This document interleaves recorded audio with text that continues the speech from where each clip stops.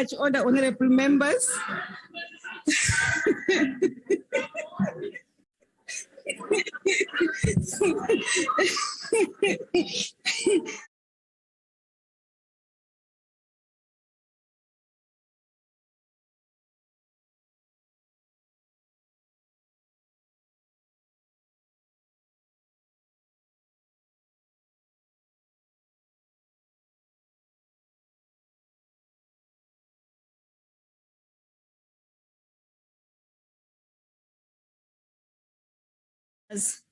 In the interest of safety for all present in the chamber, please keep your masks on and sit in your designated areas. I thank you. The only item on today's order paper is questions addressed to the President. There are 4 supplementary questions on each question. Parties have given an indication of which questions their members wish to pose a supplementary question on. Adequate notice was given to parties for this purpose. This was done to facilitate participation of members who are connecting to the sitting through the virtual platform. The members who will pose supplementary questions will be recognized by the presiding officer. In allocating opportunities for supplementary questions, the principle of fairness, among others, has been applied. If a member who is supposed to ask a supplementary question through the virtual platform is unable to do so due to technological difficulties, the party whip on duty will be allowed to ask the question on behalf of their member. When all the supplementary questions have been answered by the President, we will proceed to the next question on the question paper. Members asking supplementary questions or raising points of order may remain seated when doing so. The first question has been asked by the Honorable T.N. Mutle.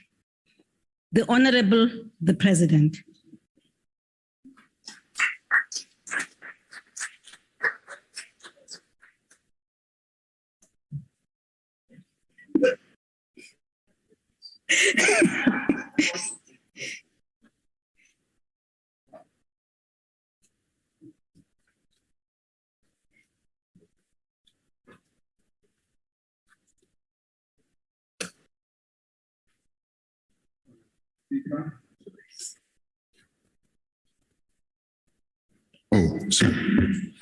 Honorable Speaker,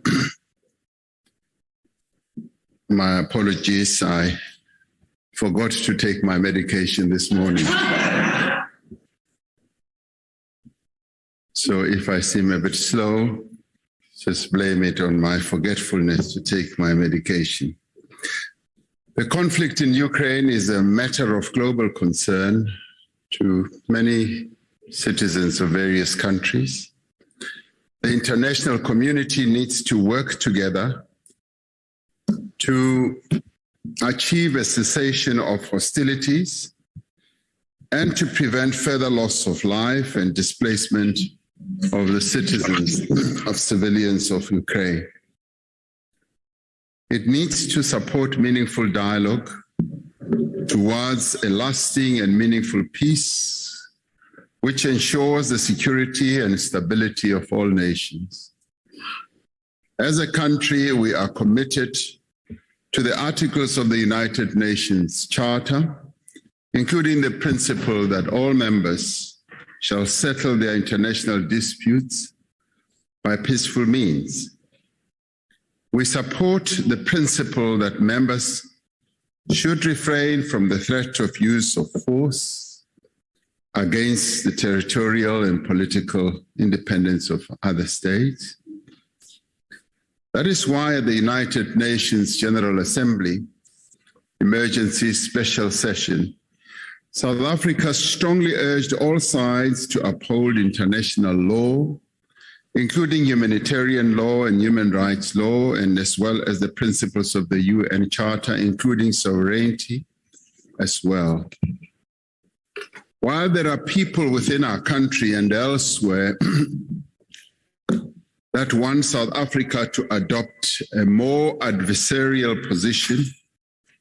Our position seeks to contribute to the creation of conditions that make the achievement of a durable resolution of the conflict possible.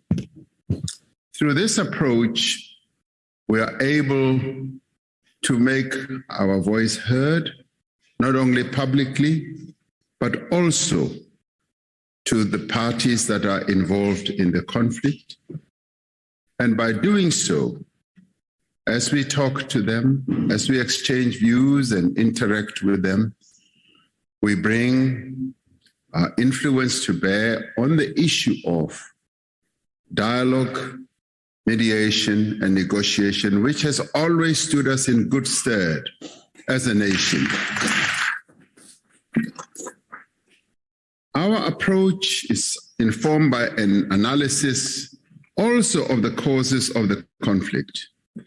This includes a view shared by many, both leading scholars, politicians, and you name a number of other people, on international relations, that the war could have been avoided if NATO had heeded the warnings from amongst its own leaders and officials over the years that its eastward expansion would lead to greater, not less, instability in the region. This was also based on agreements that had been arrived at in the past amongst various parties. While it is important to understand and articulate the causes of the conflict and advocate for peace-building measures, we cannot, however, condone the use of force or violation of international law. We also need to recognize that coercive measures such as sanctions outside the legal prescripts of the United Nations may serve to prolong and intensify the conflict.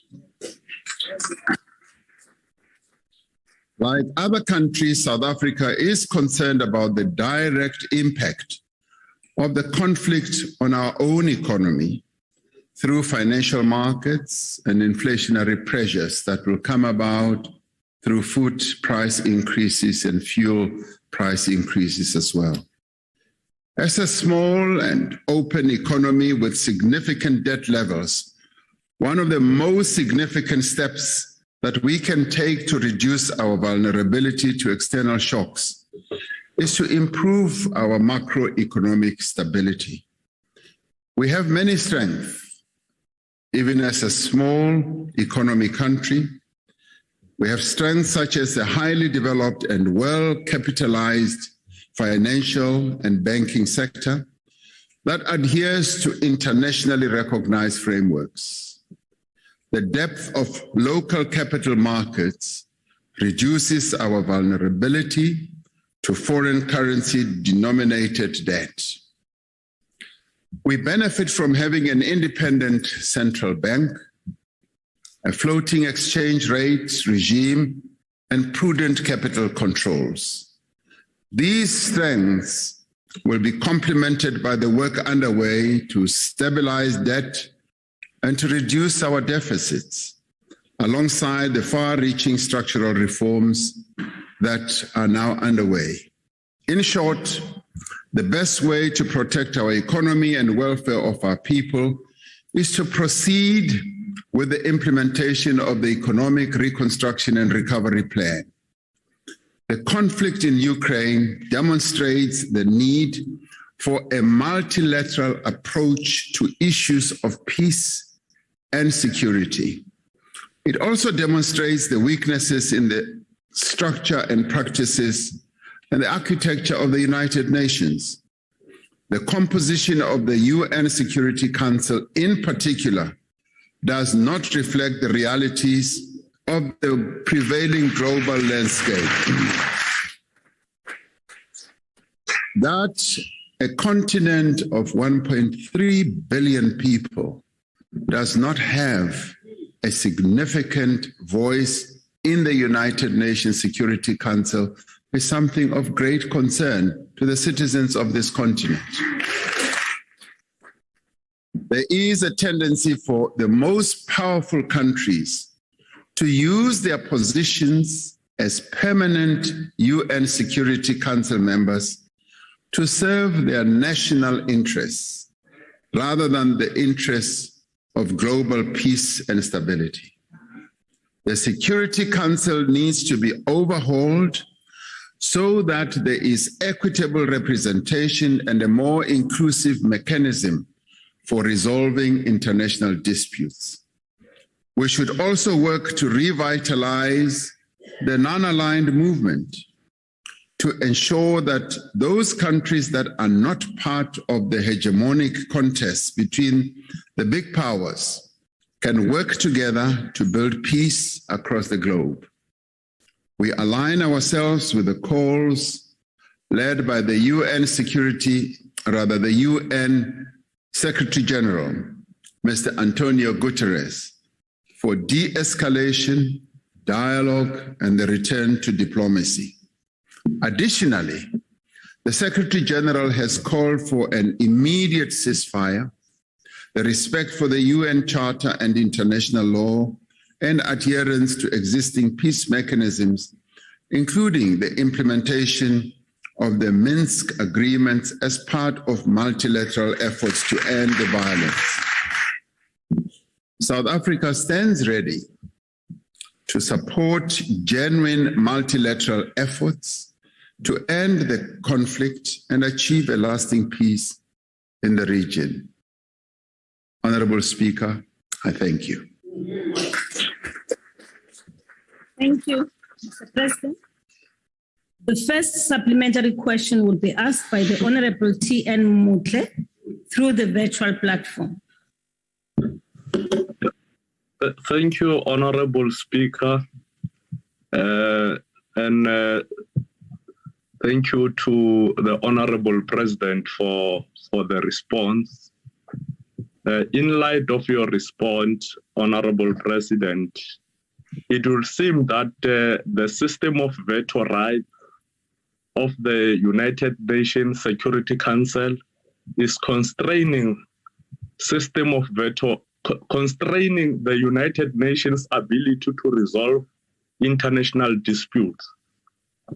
And this therefore gives space to military allies such as NATO to assume the responsibility of resolving international dispute. What does this observation say in regard to the ability of the United Nations to be central and lead the resolution of international conflict, to perceive international peace and security? This, Mr. President, it's a gap that we have identified, and what will be the observation in that regard so that we don't allow those that are privileged like NATO's to take responsibility that should be taken by the United Nations? I thank you. Honorable the President. Thank you, Honorable Speaker. One of the reasons why the United Nations was set up was to ensure that there is peace and stability and avoidance of conflicts in the world. And the Security Council, in the way that it was put together, was supposed to engender the building of peace around the world. But its architecture, as I've said, which excludes other voices, much as they participate on a non-permanent basis, their voices, whilst present, do not have the same weight and impact as those of the permanent members. And that is why we are saying, particularly our continent, is continuing to urge that the United Nations Security Council should be reformed, and other countries should be enabled to participate. And we're not only talking about the African continent, there are quite a number of other countries around the world which would be able to bring their voices to the table so that the views on the Security Council are properly weighed up and it leads to a consideration of different perspectives, different views. And if that were to happen, I believe that the UN Security Council would be able to be a much better structure of the UN, to be able to ensure that there is peace and stability in the world, and bringing together many other voices, like, for instance, the African continent, which has never really enjoyed a permanent seat on the United Nations Security Council. We think we have a role to play, and we can add a great deal of value in the building of peace in the world. And therefore, it is for this reason that we say the absence of other countries on the UN Security Council as permanent members weakens the peace efforts of the United Nations. And that is why we continue to insist that it should be reformed. Had the United Nations Security Council been reformed, we believe that we would have been in a much, much stronger position to ensure that conflicts such as these are avoided and they are actively managed and peace is brought about. So it is important that the UN Security Council should be reformed. Now we've got even more evidence to advocate for the reform of the United Nations Security Council. Thank you, Honorable Speaker. The second supplementary question will be asked by the Honorable M. Hlengwa.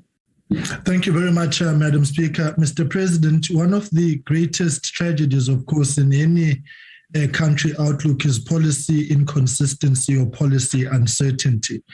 And therefore, Mr. President, today I think you have moved an inch closer to helping us understand the very confused South African government outlook on this matter, and that there have been many contradictions characterizing our response to the invasion of Ukraine by Russia. But Mr. President, let me put this to you. Does the South African government find it justifiable that Russia invaded Ukraine?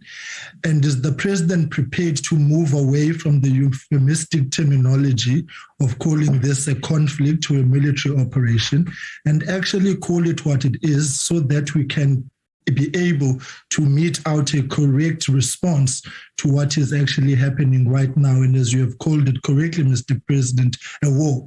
But the policy consistency is required, and you need to call it what it is. So we need to know clearly today, what is the South African government's thinking, and what are you calling what is actually going on right now? Thank you, Madam Speaker. The Honorable the President. Thank you. Thank you, Honorable Speaker. If Honorable Hlengwa was listening very carefully to what I said earlier, right at the beginning, he would have been able to have had an answer to what I said. Our position is very clear. And I did say that there are those who are insisting that we should take a very adversarial stance and position against, say, Russia. And the approach that we have chosen to take, which is appreciated by many, is that we are insisting that there should be dialogue. What is happening out there is undesirable. It is not what should be happening between nations. War, violence never really solves any problems. And it is for this reason that we say we would prefer and we insist that there should be mediation, there should be dialogue, and there should be negotiation.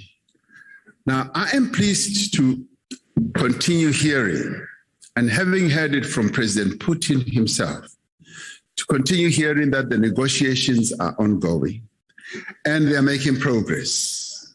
Now, for us, this is an important development. Whilst other people scream and shout, we want to focus on the outcome, the positive outcome of those negotiations and that mediation process. That is what is important. Screaming and shouting is not going to bring an end to this conflict. It is the proper engagement that is going to do so. And I have also said, I want to speak to the president of Ukraine. I want to speak to him, and we've actually said we would like to speak to him. We're also speaking to a number of other world leaders. And only last night, as I was addressing a dinner, I got a message that two other heads of states also want to talk to South Africa, so that the position that we have taken can be taken forward. And some are even approaching us on a role that we can play. We are a small economy country. We never want to pretend that we've got the great influence that many other countries have, but we are being approached. And we are saying, as I said in my statement, we are ready to play a role. Now, whilst others say, condemn that one, it actually forecloses the role that we could play. You know, we played a very important role in the Northern Ireland conflict. I got involved. Prime Minister Tony Blair brought me and President Matti Ahtisaari at the time of Finland into the conflict. And we take a view as South Africa that we are not going to condemn. We're not going to condemn Britain. We are not going to condemn also those in Northern Ireland. We took that view because we knew that by condemning and doing that, we will foreclose any role we could play. And as a result, we were brought in. We were brought in to play a role to implement the Good Friday Agreement. And in the end, we created that in the end, that created a very conducive situation for the guns to be silenced in Northern Ireland. I forever remember one occasion when I was in Belfast, when an old Irish lady came to me as I was at a meeting, and she said, "You are Cyril Ramaphosa, you come from South Africa, and you've been brought here to come and resolve our conflict?" She says, "Wow, the old colonialists must be turning in their graves that now you've been brought here." Now, this is the stance that we've decided to take. And let me tell you, it is born out of our own experience. It is born out of our own history. And we believe it is the correct stance to take right now to help in the resolution of this conflict. So if you listen to me very carefully, Honorable Shengwa, right at the beginning, you would have found your answer.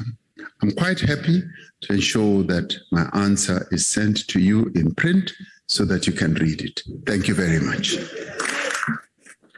The Honorable, the third supplementary question will be asked by the Honorable B.N. Heron. Thank you, Madam Speaker. Madam Speaker, we can get behind much of what the President said today, that the war could have been avoided, that we advocate for peace, we don't condone the violence, we're ready to support multilateral efforts. And the President's reference now to mediation in Northern Ireland, as the President would know, there were two preconditions that former President Mandela imposed. And one was that there should be a ceasefire, and the other was that all parties should request our participation in the mediation. Last week, the President indicated that we'd been approached to mediate, and I'm wondering if the President can share with our House how we envisage that our mediation rolling out, and whether those preconditions, whether he would impose the same preconditions. Thank you. Honorable the President. Thank you, Honorable Speaker. It does seem like what I'm saying today is not getting through.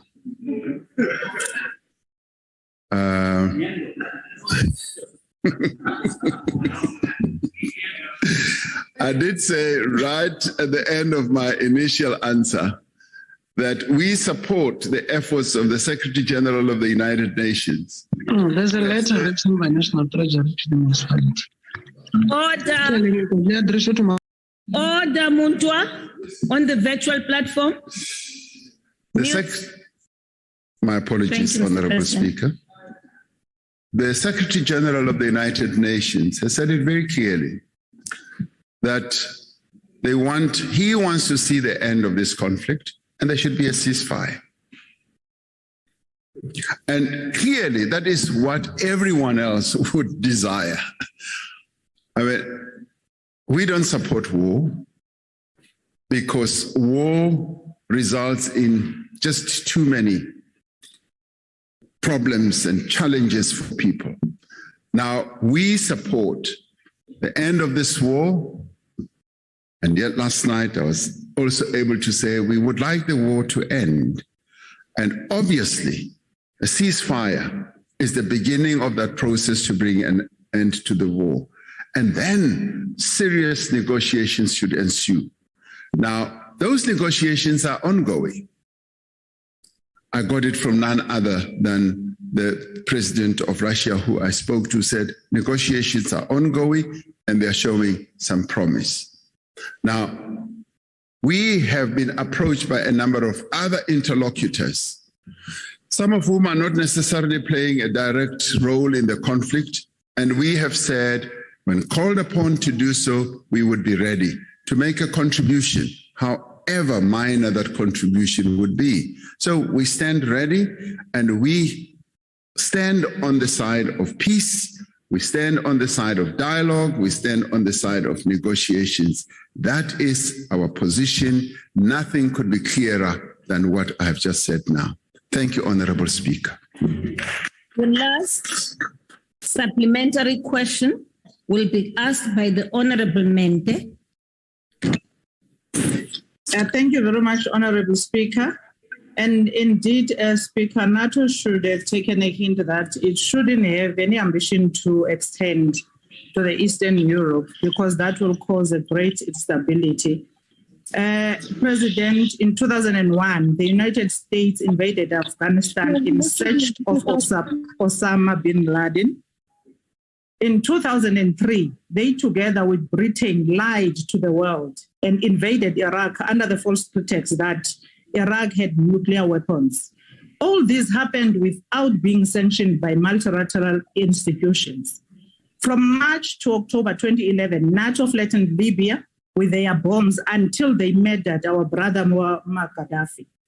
The present crisis in Eastern Europe is as a result of the push by the US to expand NATO.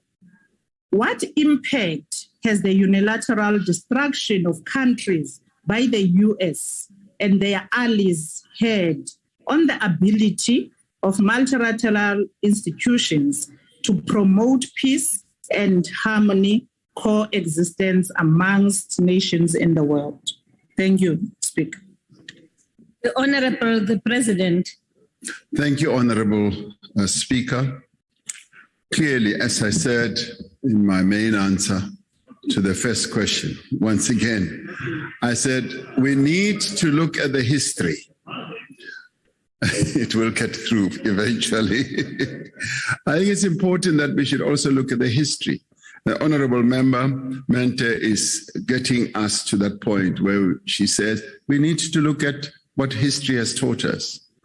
Some of us may forget that in 1962, the world was almost plunged into a nuclear war, when at the time the Soviet Union had sought to put missiles in Cuba. And the United States was very clear that that was something they would never allow. Because to allow a power like Russia or the Soviet Union to put its missiles in Cuba would have been an existential threat to them. And the world was brought this close to a nuclear war. I didn't quite understand at the time. I was 10 years old, but the history that I've read tells me that it could have been catastrophic. And we have seen how over time, countries have been invaded, wars have been launched over time, over the many years. And that, as Honorable Mente seeks to address, has left devastation. And some leaders of certain countries have also been killed. Like on our own continent, Muammar Gaddafi was killed. And that has happened over and over and over again. Now, we are saying this should be avoided, and this should be avoided by heeding the warnings. I was reading the other day that even as recently as a few years ago, Condoleezza Rice, who was like the national security advisor to the President of the United States, actually warned that a further expansion of NATO towards the east would just cause a great deal of instability and havoc. And leading international specialists like Henry Kissinger and many others have warned about this happening over many years. Now, this has now happened to the Ukraine.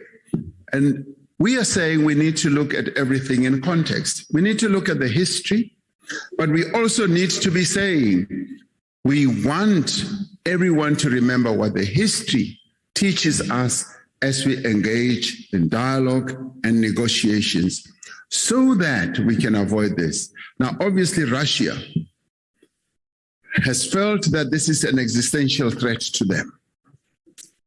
National existential threat to them. Now, obviously, no one desires war, as I have said, and we want peace, negotiation, dialogue. I firmly believe that that is the only weapon, that an instrument that should be used to resolve conflicts. War doesn't. Sanctions don't. Various actions that can be embarked upon other than dialogue and negotiation don't. And it is for this reason that our stand is very clear as South Africa that negotiation, dialogue, and mediation is what we are calling for.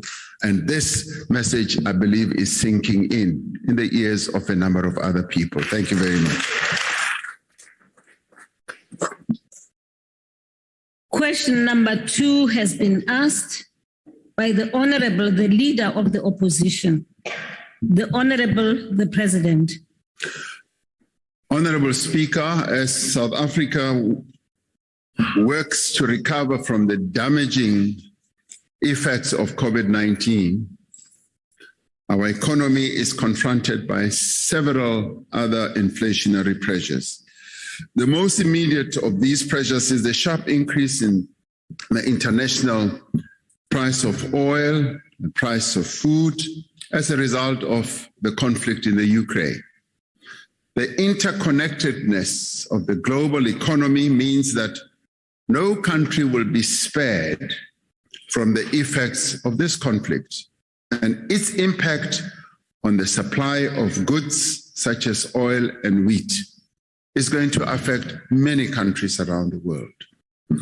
Families across South Africa are already feeling the effects of rising prices in supermarkets as well as at the petrol pump, and many are worried about how they will continue to provide for their families and make ends meet. We're using all of the levers at our disposal as a government to try and cushion South Africans from the effects of the rising costs of living. It is a major concern to us. That is why government's program of economic recovery and reconstruction focuses on responding to the immediate needs of poor and unemployed South Africans. The 2022 budget extends government support to poor and vulnerable South Africans by allocating an average of 52% of the consolidated spending to the social wage over the medium term. We extended, as we all know, the special COVID social relief of distress grant for another 12 months, with additional funding for health, education, as well as the presidential employment stimulus. Increases in all social grants, including the old age grant, will help poor households. It will help them to adjust, yes, to absorb to be cushioned against, to some extent, against the rising food prices. Given the improvement in revenue collection, government has proposed 5.2 billion in tax relief to help support the economic recovery and to keep money, as Minister of Finance said, in the pockets of taxpayers and boost incentives for youth employment. To address the rising costs of petrol, the Minister of Finance announced that no increases will be made to the general fuel levy on petrol and diesel for 2022 and 2023 to provide for some respite from rising costs that are continuing to go up.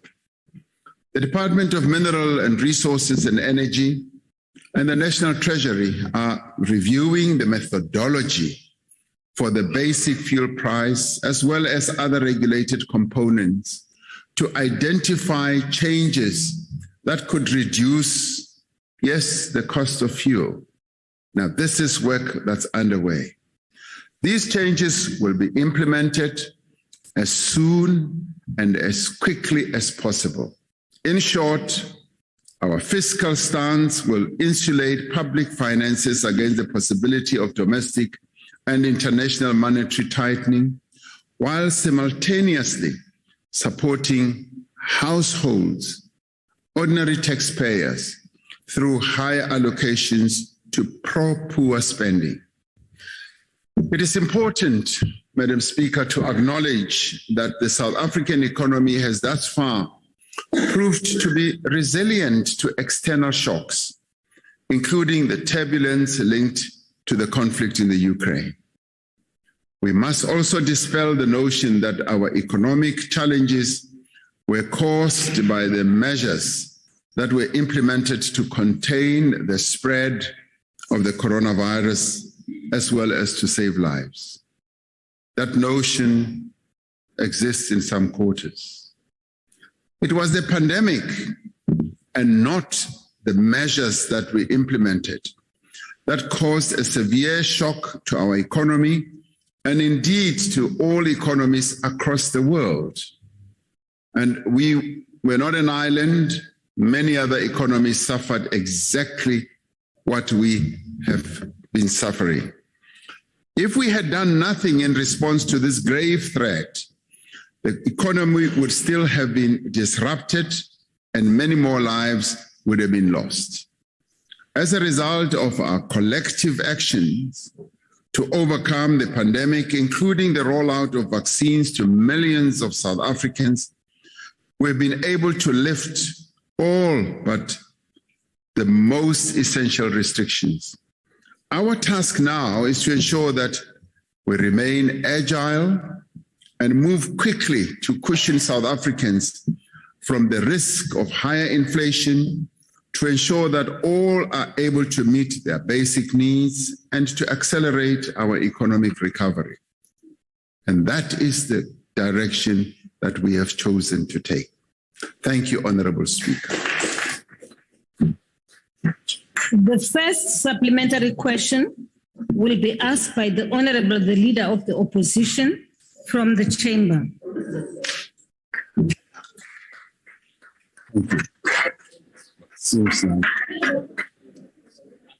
Thank you very much, Madam Speaker. Mr. President, South Africans face a tough winter, especially poor South Africans. Price of food, fuel, and electricity are going to increase incredibly steeply and much faster than any social grant increases, which actually means that poorer South Africans are going to get poorer. Grants go up, as you said, by 4.5% next month.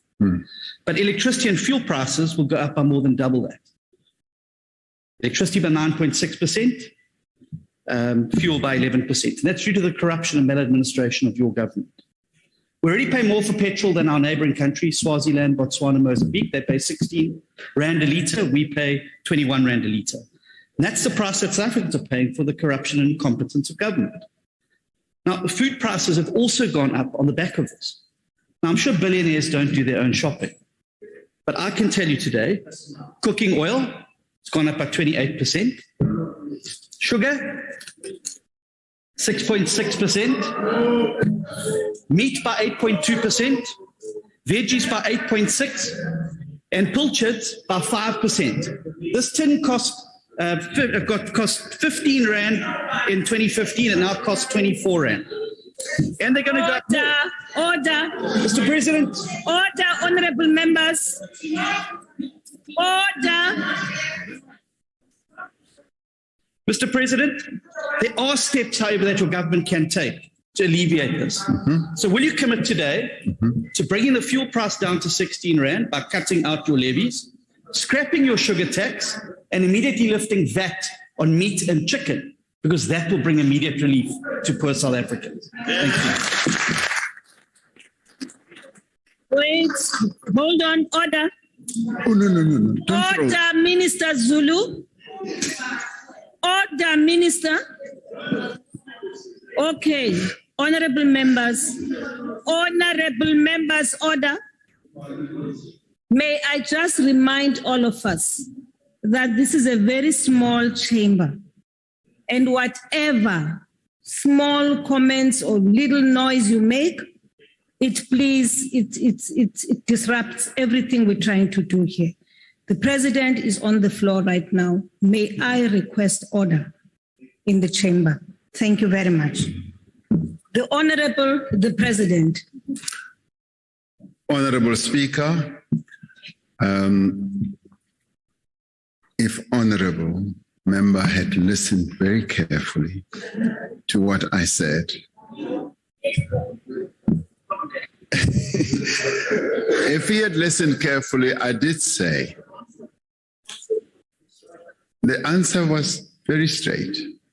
The answer said, we are determined to take steps to cushion South Africans to the various price pressures that our people are facing. And as recently as just yesterday, we discussed it also in one of our cabinet committees. As a government, we are deeply concerned about the continued rises in prices, particularly arising from the conflict that is ensuing between Russia and the Ukraine. And we are aware, as I said, that food prices are going to go up, but not only for us, but for many other countries around the world. A number of countries are already positioning themselves and taking steps to mitigate the rise in prices.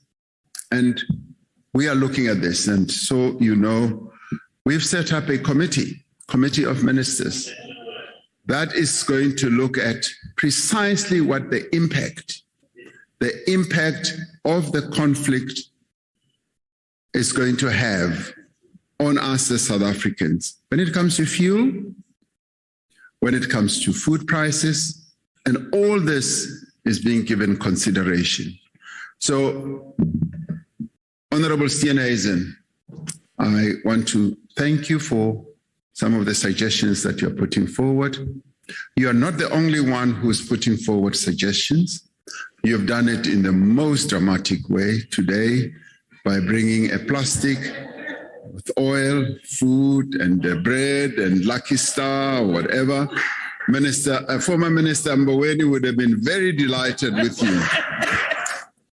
So, but let me thank you for the suggestions that you're putting forward. A number of other people are coming forward with suggestions on fuel as well as on other food prices. So all these are being given consideration, and as a compassionate government, we will find a way of addressing this as well. I can assure you it's not only a concern to you, it's also a concern to me, as well as my fellow members of cabinet. So we have heard as we are hearing other people, but thank you very much for your suggestion. The second supplementary question will be asked by the Honorable J. Hermans from the chamber. Thank you very much, Madam Speaker. Given your comments, Mr. President, on our global interconnectedness, considering the weakness of the rand relative to the dollar, and bearing in mind that 80% of global oil sales are traded in dollars, which largely determines the price of petrol in South Africa. One of the world's top exporters of oil, Saudi Arabia, have expressed their desire to sell their oil in Chinese yuan. It will be interesting to see how much that change, if it happens, will affect our oil prices. Noting measures you have already mentioned here today, Mr. President, what additional measures is government working on with social partners that to ensure that the projected increase in fuel prices will not trickle down to the cost of other goods, leading to an increase in the cost of living, which will very negatively affect the very poor and marginalized South Africans? Thank you. The Honorable the President. Thank you. One of the things that we've decided to do, yes, is to consult a number of our stakeholders, our partners, business, labor, and communities, and indeed also our traditional leaders, precisely about the effects and the impact of this conflict. So that consultation process is underway. We are going to be talking quite broadly to a number of entities or stakeholders. And through the wisdom that they will put on the table, we will be able to possibly come to an answer. And in the pot will be included even the proposals that Mr. Steenhuisen has put forward. A number of other people have put forward other proposals. So all that will be put together in the consultation process that is going to ensue. Now, we have heard that there's a suggestion that, yes, maybe the trading currency for oil and all that should be the yuan. Clearly, we have not given that consideration. It's always been traded in dollars, and with the exchange rate between our rand and the dollar, sometimes our rand is weak, sometimes it strengthens. So we haven't formed a view on the one, and it's a proposal that we have heard about, and it's something that will need to be addressed. But having said that, our concern, obviously, as stated earlier, is the rising prices that are going to impact negatively on our people. We are very much alive to that, and we will want to ensure that we secure the livelihoods of our people as much as we possibly can in ways that are also affordable for us as a government and as a country. So all this will be given consideration, and I am sure that we will come to correct decisions that will be able to address the needs of our people. Thank you, Honorable Speaker. Third supplementary question will be asked by the Honorable Swart.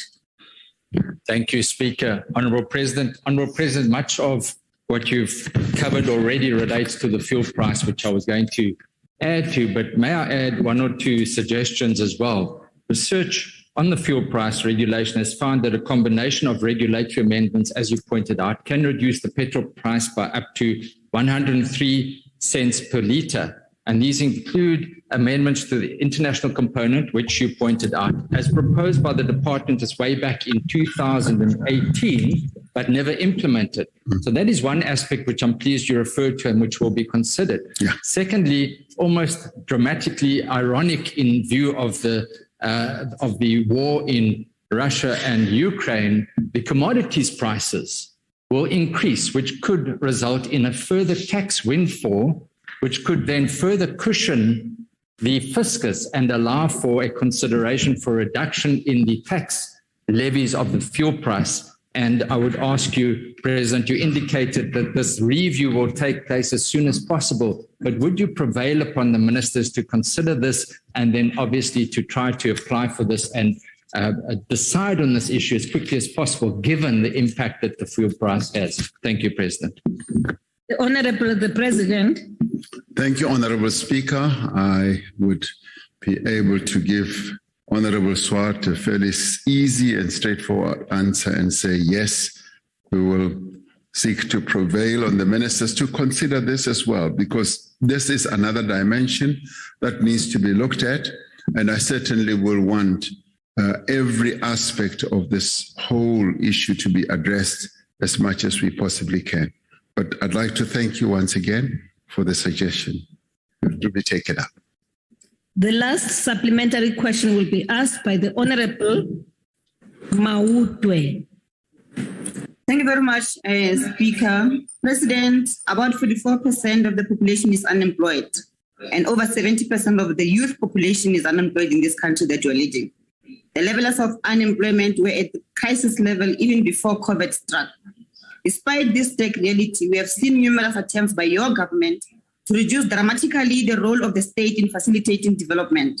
State-owned companies are all being collapsed. There's no significant infrastructure development program that can catalyze employment creation. Instead, you have rehearsed all your bets on private companies to create jobs and lift South Africa out of the mess it is in.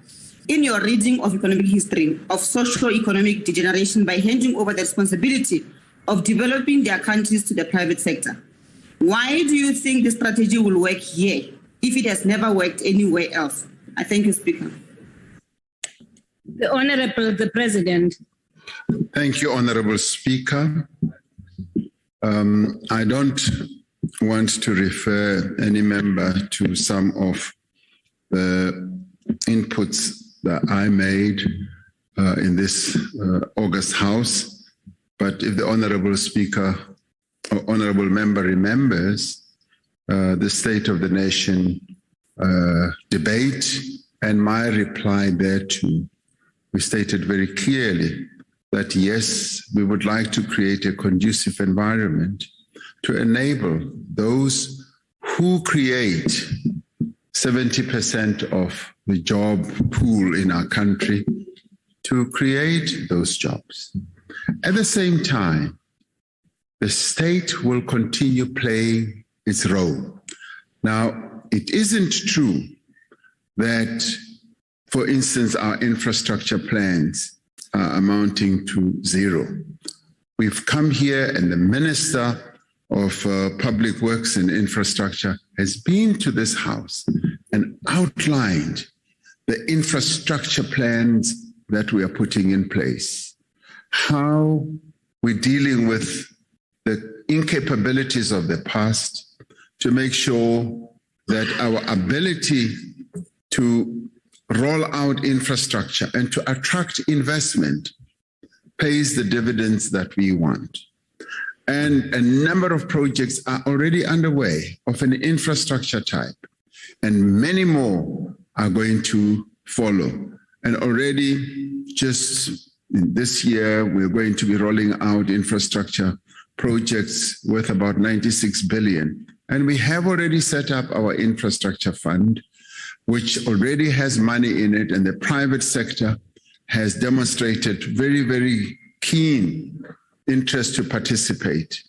And similarly, the public enterprises that we have are also going to be rolling out their own infrastructure plans, as in Transnet, PRASA, yes, and a number of others are going to be embarking on mega infrastructure projects. And all those will, in the end, create jobs. But the most jobs are created by small and medium enterprises. In other countries, small and medium enterprises create up to 60-65% of the jobs. In our country, it's still low, and that is why we are seeking to create an environment in which this engine of growth can actually come into its own and create the jobs. At the same time, we as the state will continue playing the role that we are. And it is for this reason that we focus on youth employment through the presidential employment stimulus, which already just last year succeeded in bringing in 600,000, mostly young people and women, into the job situation. That is the role that we see ourselves continuing to play. Already we have said that we are going to assist and support 250,000 small-scale farmers, because we see agriculture as another sector that can create well over 1 million jobs. So all those efforts are underway. And it isn't true that we're not doing anything on the job creation side. Yes, it continues to be a heavy burden. Many more people, young people, are joining the ranks of the unemployed. And that is why we are focusing on how we can bring young people into the world of work. And I believe that, yes, we will succeed. COVID-19 did not serve us well. It just exacerbated the situation. Almost 2 million people lost their jobs because a number of companies, and not only in our own country, but in many other countries, had to close down. They went bankrupt, and they didn't find markets for their goods and services. So all that needs to be taken into account as we analyze the situation that we are in. But government is not sitting on its laurels. We're doing everything we can to try and address the situation. Thank you, Honorable Speaker. Question number 3 has been asked by the Honorable J.S. Malema. The Honorable the President. Honorable Speaker, the outgoing National Commissioner of the South African Police Service, General Kehla Sithole, and I have been in communication over some time about matters that led to the mutual agreement on the early termination of his contract. Now, these discussions were therefore not related to the crime statistics for October to December 2021, but were instead guided by what would be in the best interests of the country, as we said in the statement. The latest crime statistics reflect the huge task we face as a society to combat crime and violence. These statistics show improvements in some areas, but they also show reversals in other areas. Between October to December 2020 and the same period in 2021, for example, there was a 9% increase in murders and a 14% increase in car hijackings. At the same time, there was a 9% drop in sexual offenses and an 8% decline in burglaries and other property-related crimes. Now, while these quarterly statistics are important for tracking crime trends and informing our responses, the reality is that crime remains stubbornly high in our country. This reality reminds us that reducing crime is a responsibility that all of us need to shoulder. As the police, as political leaders, as communities, as families, as business people, and as workers and as civil society. The recruitment of 12,000 additional police officers, amongst other measures, to strengthen the police will help us to turn the tide and create safer communities for all. Honorable Malema knows that when the president appoints or releases ministers, he does not consult the public. It is the president's decision, and let it remain like that. I thank you, Honorable Speaker. The first supplementary question will be asked by the Honorable J.S. Malema. Thank you very much, Speaker and Mr. President. Any responsible president will know that even when you have power to appoint ministers, you do so in the best interest of our people. It's not a power that you just go around flaunting without exercising it in a rational manner. No one has ever questioned your capacity or your constitutional powers to appoint any cabinet. With this power that you go around, displaying and not displaying it and not using it correctly. Ayanda Ngila of our Talibasem Jondolo has been killed. 8 people killed in one day in Kailicha, more 8 in Menembek. And many other people are killed on daily basis, Mr. President, and not this time around, not only in the townships. We've seen Professor Mohammed Tayop, University of Limpopo professor being killed, Heavy Pablo being killed. We've seen a club owner, Don Eje, a Nigerian citizen, the owner of Black Door Club in Santin, being kidnapped daylight in the suburbs. They are no longer even hiding. They are now shooting people on daylight in front of cameras. They no longer wear ballad gloves. They don't hide. Reason being that there is no policing in South Africa and there is no visible policing in all suburbs and townships of South Africa. Now, the problem is that you have taken a person who was a commissioner, you made him a minister. And because he's got a competing interest of being a commissioner at the same time being a minister, he interferes with the powers of commissioners. I can guarantee you now, you can appoint any commissioner you so wish. The most capable person in your life, anyone that you regard as the most capable person, you can appoint that person. That person will never succeed. Whether you take Signimu Famadi there or not, to be a commissioner, as long as Begitele is the minister, he will never succeed in fighting crime. So what is it that you are so scared about, Honorable Begitele? So much that you are prepared to allow our people to die like flies because you want to satisfy political expediency. What is it that, if you think he possesses a lot of support in KZN, which you think you want, why can't you redeploy him to another department and keep us a capable minister to fight crime in this country? Crime is a nightmare, Mr. President. Stop telling us you've got the power to appoint ministers. We know that. But exercise it to the benefit of our people. Honorable Malema. We're talking about, we know it, but for as long as... Honorable member, this is a statement. Please raise your question. On a point of order. On the point of order. Question, Honorable Speaker. What is it that is so scared of Honorable Begitele to a point where it's prepared to compromise the lives of... On a point of order. Order. When Achiko style Utomi Ileman. Order. There is only one chair presiding at the moment. Mama. Thank you very much. The President, honorable members, please, will you please take note of what I raised earlier on? This chamber is very small. Whatever it is, the little that you do actually distracts everybody. Just stop it. We have to stop it, honorable member, and behave like the adults and the leaders of our parties, representatives of our people here in this chamber. Thank you very much. The President.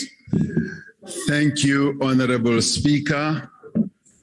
Honorable Malema was very eloquent in describing the situation that we find ourselves in from a criminality point of view. And he touched on important issues like visible policing, and that criminals are now so brazen and so bold as to be able to embark on criminal activity in broad daylight. And if he listened very carefully to my State of the Nation address, and also my reference now to saying the steps that we are going to take to strengthen the police service by also bringing in up to 12,000 new police recruits, he would have realized that we are taking steps to address this challenge. Visible policing is a challenge, and by bringing in more police, we will be able to edge more and more towards having police being visible so that they can execute their task of dealing with those who want to perpetrate acts of criminality.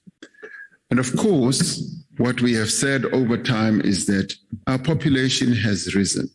And over time, we have not lifted the numbers of our police, men and women, in tandem with the rising population. So the ratio between citizens and the police has lessened quite a lot, or increased quite a lot on the wrong side. And we therefore need to bring that into line and make sure that we have sufficient number of police, but also to increase their own capability. And this is one of the measures that we are taking to improve the security situation in the country so that South Africans can feel safe. He wants to know what, as president, I am scared of doing a whole number of things. Minister, Kiri Minister, our minister, when I'm a lame.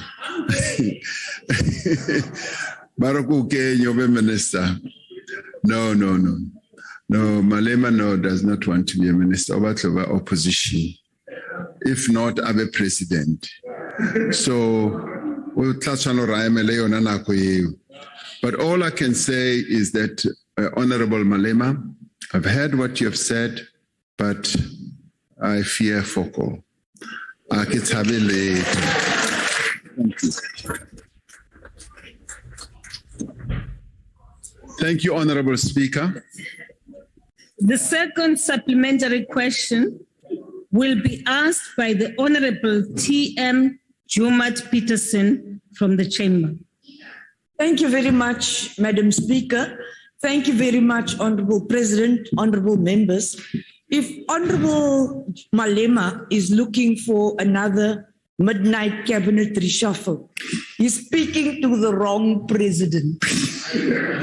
So, Honorable President, you announced in your State of the Nation address that the number of changes would be made in the security agencies to strengthen our security structures.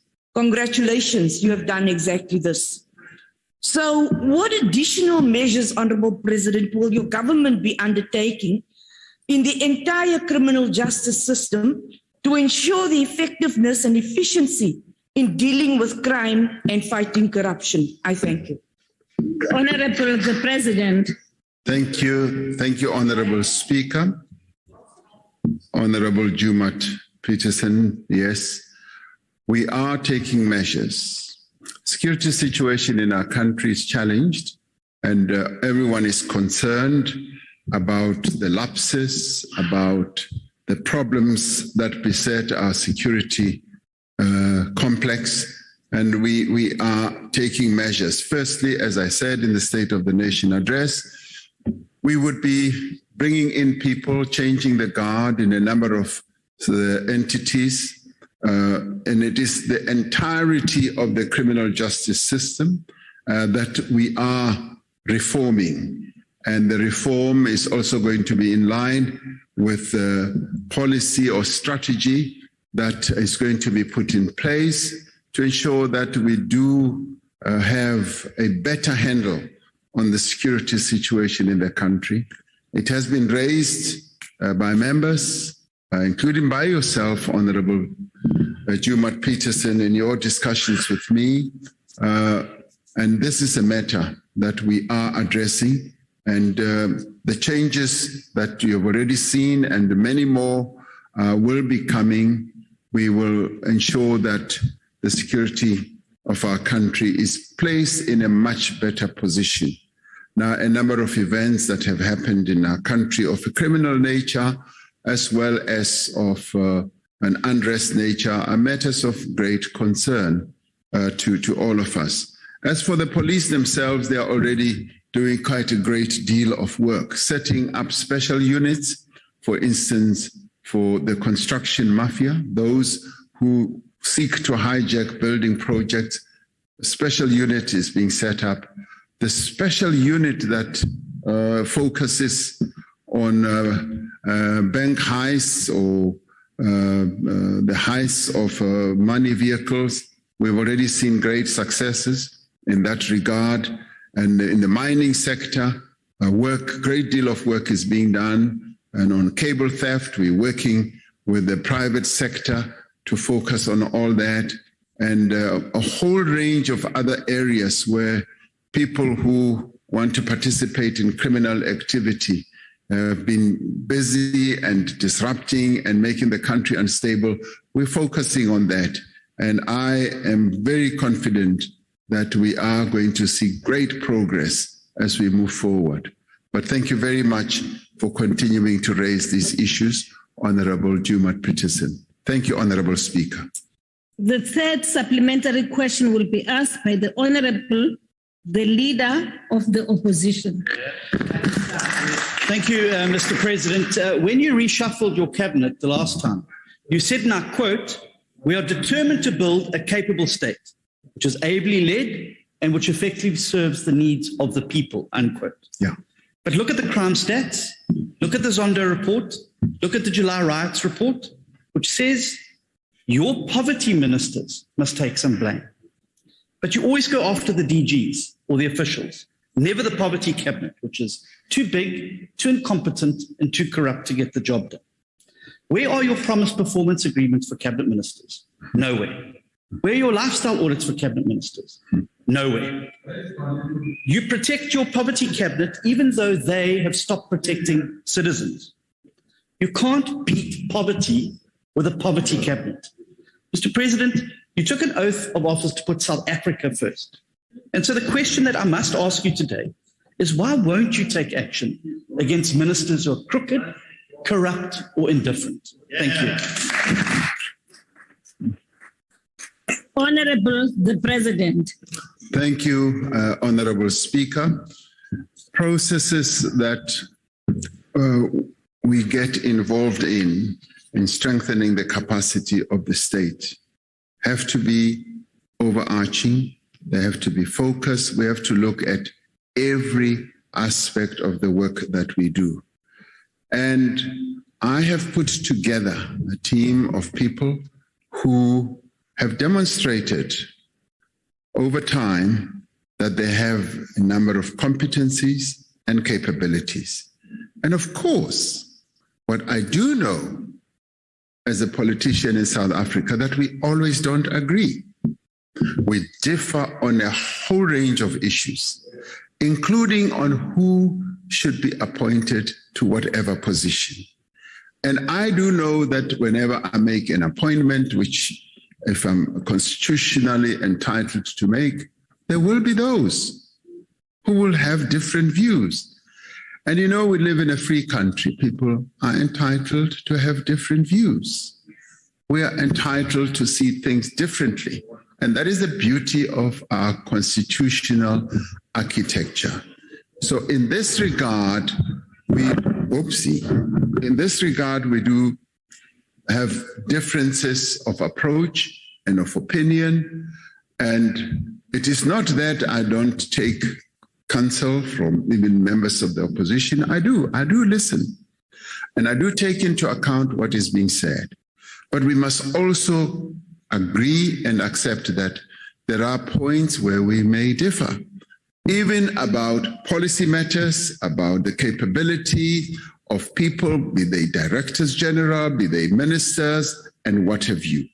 And in the end, you are absolutely right. I took an oath that I will put South Africa first, and this is precisely what I always seek to do.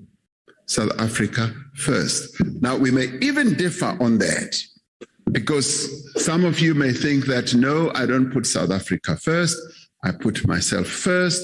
I put whoever first, and so on and so on. But my commitment to the Republic cannot be questioned. I am irrevocably pro-South Africa, and I put this country forward. Thank you very much. Thank you, Honorable Speaker. The last supplementary question will be raised by the Honorable PJ Groenewald from the Chamber. Thank you, Honorable Speaker. Honorable President, you're quite correct. It's your prerogative to appoint your executive, and I respect that. But I personally think that part of the problem in the police is that your Minister of Police was a former Commissioner of Police, although he had no experience as a police person, and I will come to that with my next question. And on the 16th of August, 2012, we had the Marikana situation, the post-94 Sharpeville situation in South Africa. The Farlam Commission was appointed to look into that matter, and it made various recommendations, and I want to quote to you only two of them. It says the executive should not make any operational decisions for the police. If they give guidance, this should be properly recorded. It also says operational decisions should only be made by an officer that has the necessary training, skills, and experience, specifically in public order policing. Now, Honorable President, my follow-up question is, the present Minister of Police, he wants to also make certain operational decisions. And that's where there was a problem created. Now, my question is, did you implement any of the Farlam Commission's recommendations? If not, why not? If so, was there any effort to record any recommendations from the Minister as far as operational issues are concerned? Thank you, Honorable President. The President. Thank you, Honorable Speaker. The Farlam Commission made a number of recommendations. A number of them have been implemented. The one that you cite, and which really reared its head, particularly during the July unrest, is the public order policing one, which we have admitted we never really sort of increased the number of public order police and also their direct training. And that one, I think we have said we have not implemented in full. Now you want to know, and you are obviously putting forward an opinion that the minister interferes in operational matters. It is an opinion. He is the political head. Ministers are political heads. And the reason we have directors general is because the directors general, apart from being appointed by cabinet, in the end, finally signed off by the president, they are appointed because they have a speciality in the areas that they are appointed to. And so therefore they are the accounting officers. They need to take responsibility and accountability for the running of the department. The minister is an oversight official or person who should ensure that policy is made and policy is implemented. So those processes are processes that we often want to see adhered to. So your opinion, therefore, is that no, there is interference. And I think sometimes, yes, there can be a straddling of the lanes, but we always, through the various, even the performance agreements that we have signed, want to make sure that there is adherence to the policy side, to the oversight side, and leave the running of the department to those people who've been appointed to do that. And that is a process, Honorable Groenewald, that we want to continue engendering even as we move forward. But your views have been heard. Thank you very much. Question number 4 has been asked by the Honorable F. Jacobs. The Honorable the President. Honorable Speaker, the central pillar of government's program is to grow the economy and to create employment. And we are and have taken far-reaching measures to unleash the potential of our economy, but particularly focusing also on small businesses, micro small businesses, and informal businesses. This includes reducing the costs of doing business and removing barriers to entry for small businesses. South Africa does not lack an entrepreneurial spirit. Entrepreneurship is abundant in our country. Our people are brimming with wonderful ideas about starting businesses, running businesses, creating products, and providing services. We also have abundant talent in our country, and we have the requisite energy and creativity. And there are many entrepreneurs who are ready and willing to start their own businesses.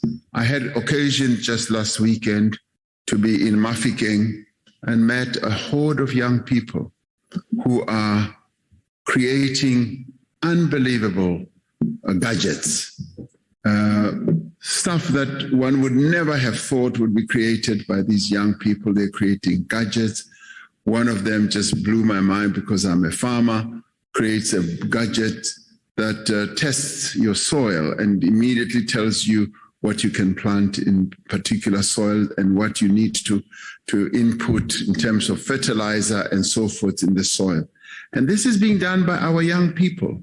And the innovation centers that are being set up around the country enable them to do precisely that. So we do have talent, we do have energy, and all we need to do is to unlock that energy. Too often, however, these entrepreneurs are frustrated by excessive regulation and work under a massive burden of compliance.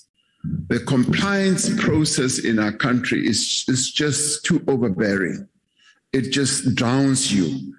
In order to just start a business, to run a business, you've got to do so many compliance measures that you immediately just feel discouraged. And it is for this reason that I announced in the State of the Nation address that we would create the dedicated capacity in the presidency to reduce red tape and to have a team that will be led by Mr. Sipho Nkosi to do precisely that. And already the planning and the ideas that are coming forward are the types that are going to do precisely that. And the focus is not only going to be, yes, on small and medium enterprise, it's going to be on looking at a variety of areas where the strictures of the red tape are enabling South Africans to move forward. Now, this team will identify priority reforms and work with other departments and agencies to simplify the regulatory processes and unlock specific obstacles to investment as well as to business growth. It will build on existing work undertaken by other departments, be it the Department of Trade and Industry, the Department of Small Business Development, and indeed a number of others in infrastructure build, in water and sanitation, and many others. Focus areas in 2022 should include the work that is being done with SARS to improve the turnaround times for processing things like VAT refunds for small medium enterprising, reviewing onerous licensing requirements that make it difficult to start and operate a business, making it easier for SMMEs, for instance, to do business with the state and working with private and government funding institutions to also make it easier for SMEs to access the credit needed to operate and grow their businesses. I have made it clear that our job is to enable businesses, not to stifle them. In addition to the measures, the Department of Small Business Development and other public institutions such as the National Youth Development Agency will continue to provide funding and support to small medium enterprises. The Small Medium Enterprise Development Agency, SEDA, will continue to establish new incubators and digital hubs that provide a broad range of business development to support SMEs and cooperatives, particularly in underserved areas. This will include centers for entrepreneurship, the rapid incubators in institutions of higher learning to foster a culture of entrepreneurship amongst young people, amongst students, and to convert job seekers to being job creators. CEDA has also developed the Basic Entrepreneurship Skills Development Program, which is funded by the National Skills Fund. Now, this program uses coaching to facilitate and reinforce learning and development support to emerging entrepreneurs. Now, this shows that we are focusing on engendering an entrepreneurial spirit in our nation. More than 2,000 emerging entrepreneurs have to date been supported through this program. Through our Youth Challenge Fund, we aim to support 10,000 young innovators over the next year, particularly the type that I met in Mafikeng, who are full of ideas and want to create things.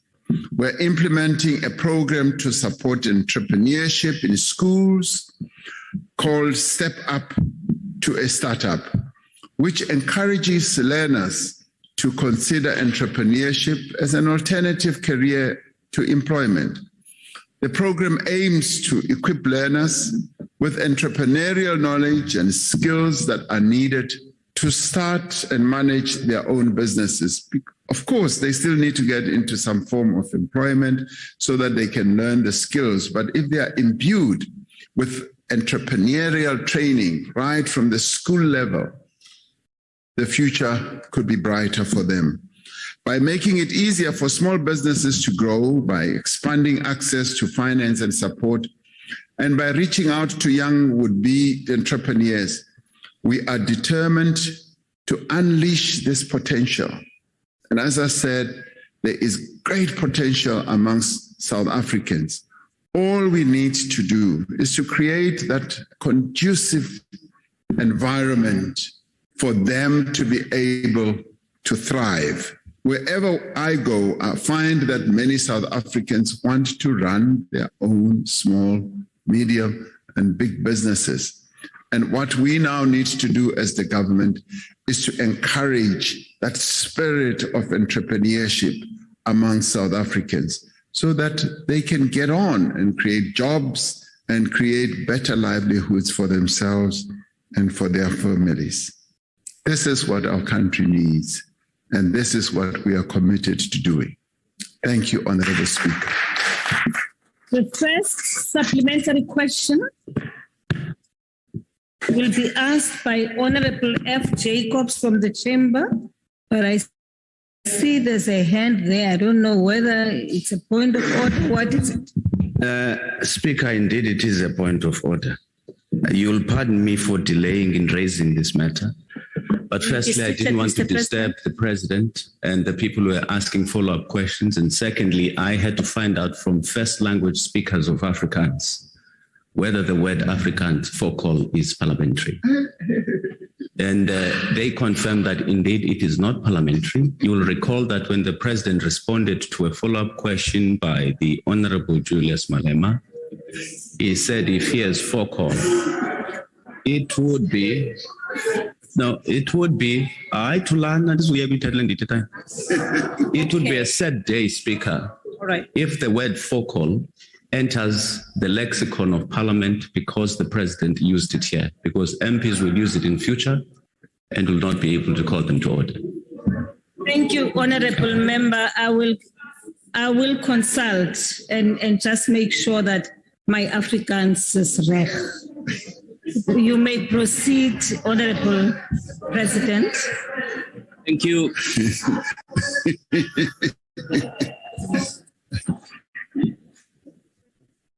Yes, Honorable. Thank you, Honorable Speaker. Jacobs. Yes, thank you. Sorry, Mr. President. We appreciate the priority reforms His Excellency the President outlined. Indeed, small business is everybody's business. Given market concentration and the perception of bullying, how will we encourage greater private sector and especially big business support, nurture, and also to grow the informal and emerging sector and small business? Honorable the President. Honorable Speaker, maybe to save you from going through Hansard, I'm willing, prepared, able to say, as soon as I use that word, almost said, Madam Speaker, I shouldn't have said that. And so to save you the trouble, Honorable Member, cancel it and maybe just say nix. And nix is an Afrikaans term as well. Thank you, Mr. President. You saved me from... Yes, I withdraw. Thank you. No. You want me to say I'm withdrawing for call? Mr. President, you may proceed. Honorable Speaker,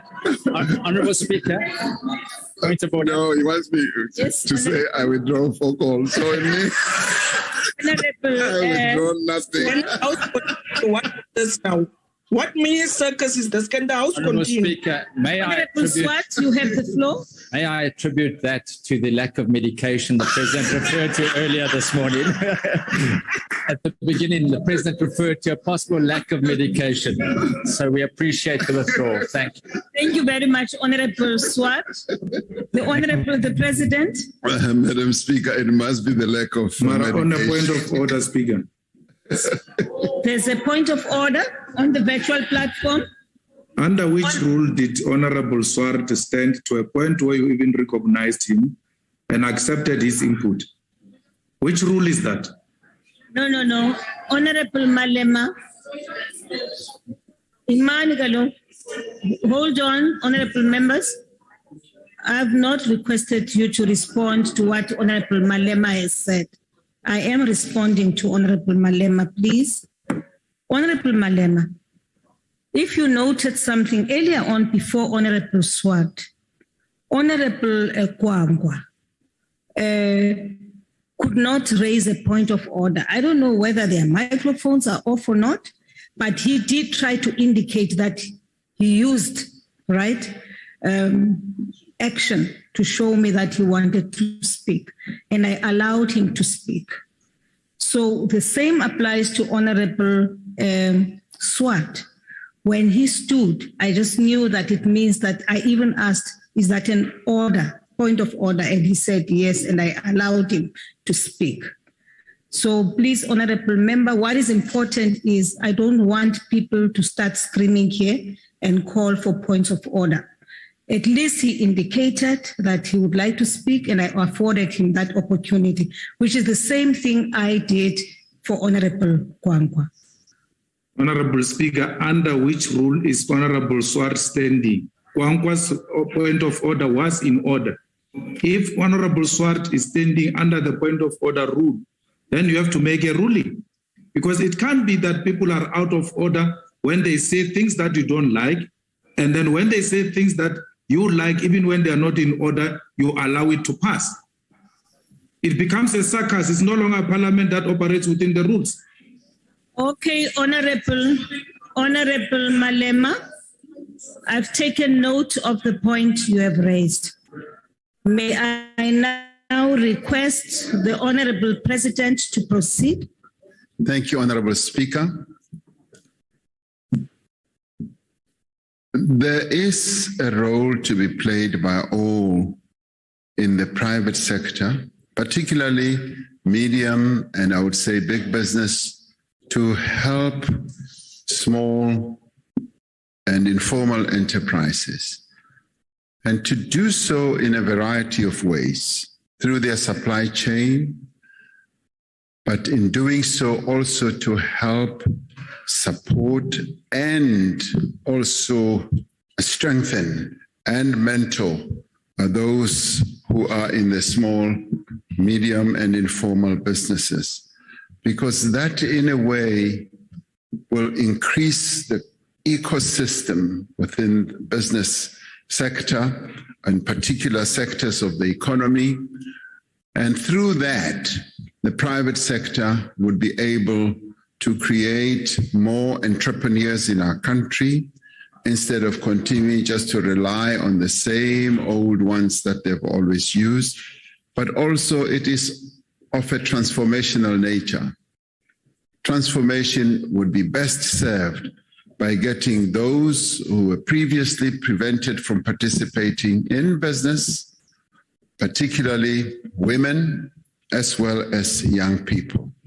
Now, I would argue that big business would doing themselves a great favor through their enterprise development initiatives to support women, to ensure that the procurement processes tilt towards supporting women and those who have been previously disadvantaged and prevented from participating in these businesses.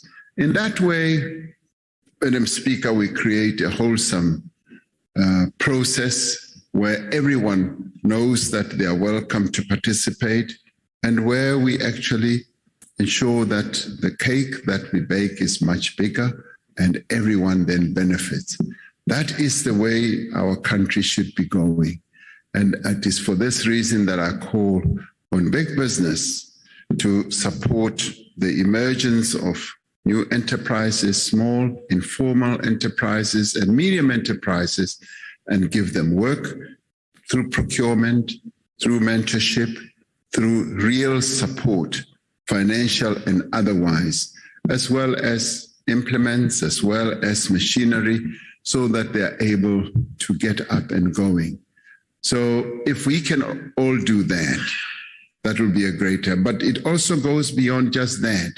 The financial institutions themselves need to participate in this so that banks and other financial institutions also find ways of reducing their very, very complex and difficult requirements and enable small, medium enterprises to participate, and also see how the guarantee system of process that we've put in place can be of great assistance.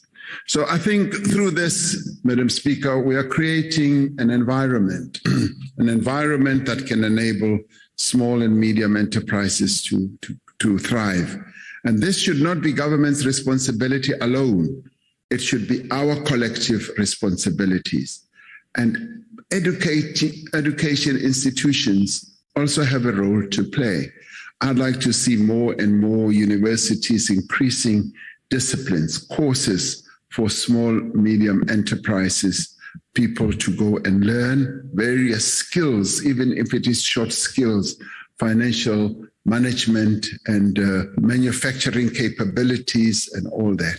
So it is through this that we will be able to create a wonderful, growing economy. Thank you, Madam Speaker. The second supplementary question will be asked by the Honorable MGE Hendricks through the virtual platform. Thank you very much, Honorable Speaker, Honorable President.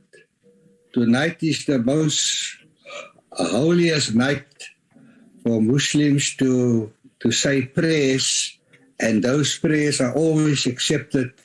And we pray for the cabinet, for yourself, and for this house. Creating an entrepreneurial psyche, Your Excellency, is a revolutionary demand by the whip of the Small Business Portfolio Committee, on which I also serve. I got an award as one of the pioneers of internet. Stop, you can't. Honorable Paulnita Marais. Honorable Paulnita, please.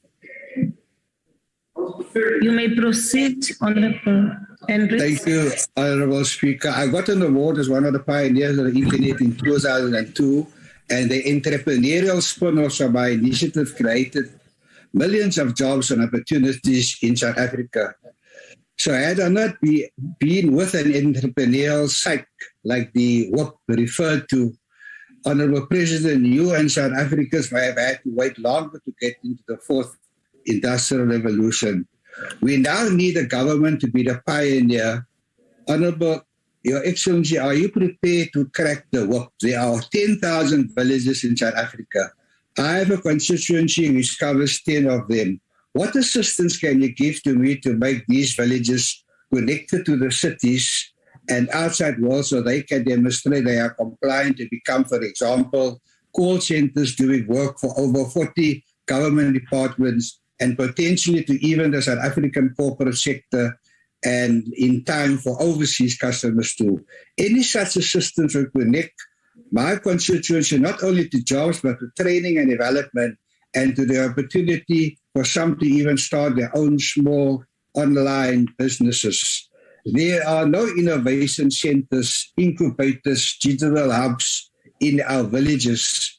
And we want to know whether, Honorable President, you will visit, for example, Mapami village, which has an ocean with 13 kinds of fish and a forest with the straightest trees. Question, Honorable Hendricks.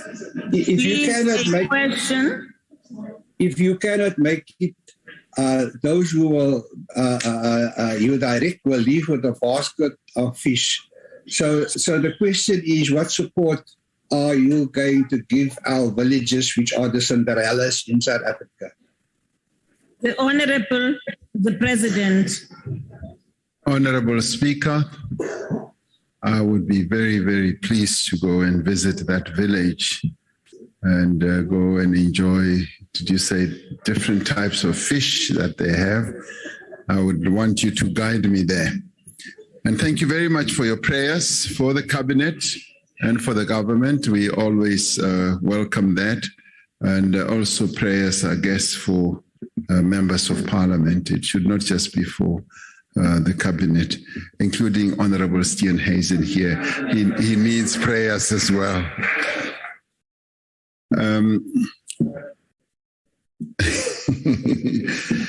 I should say, Honorable Speaker, that one of the major projects that we have is SA Connect.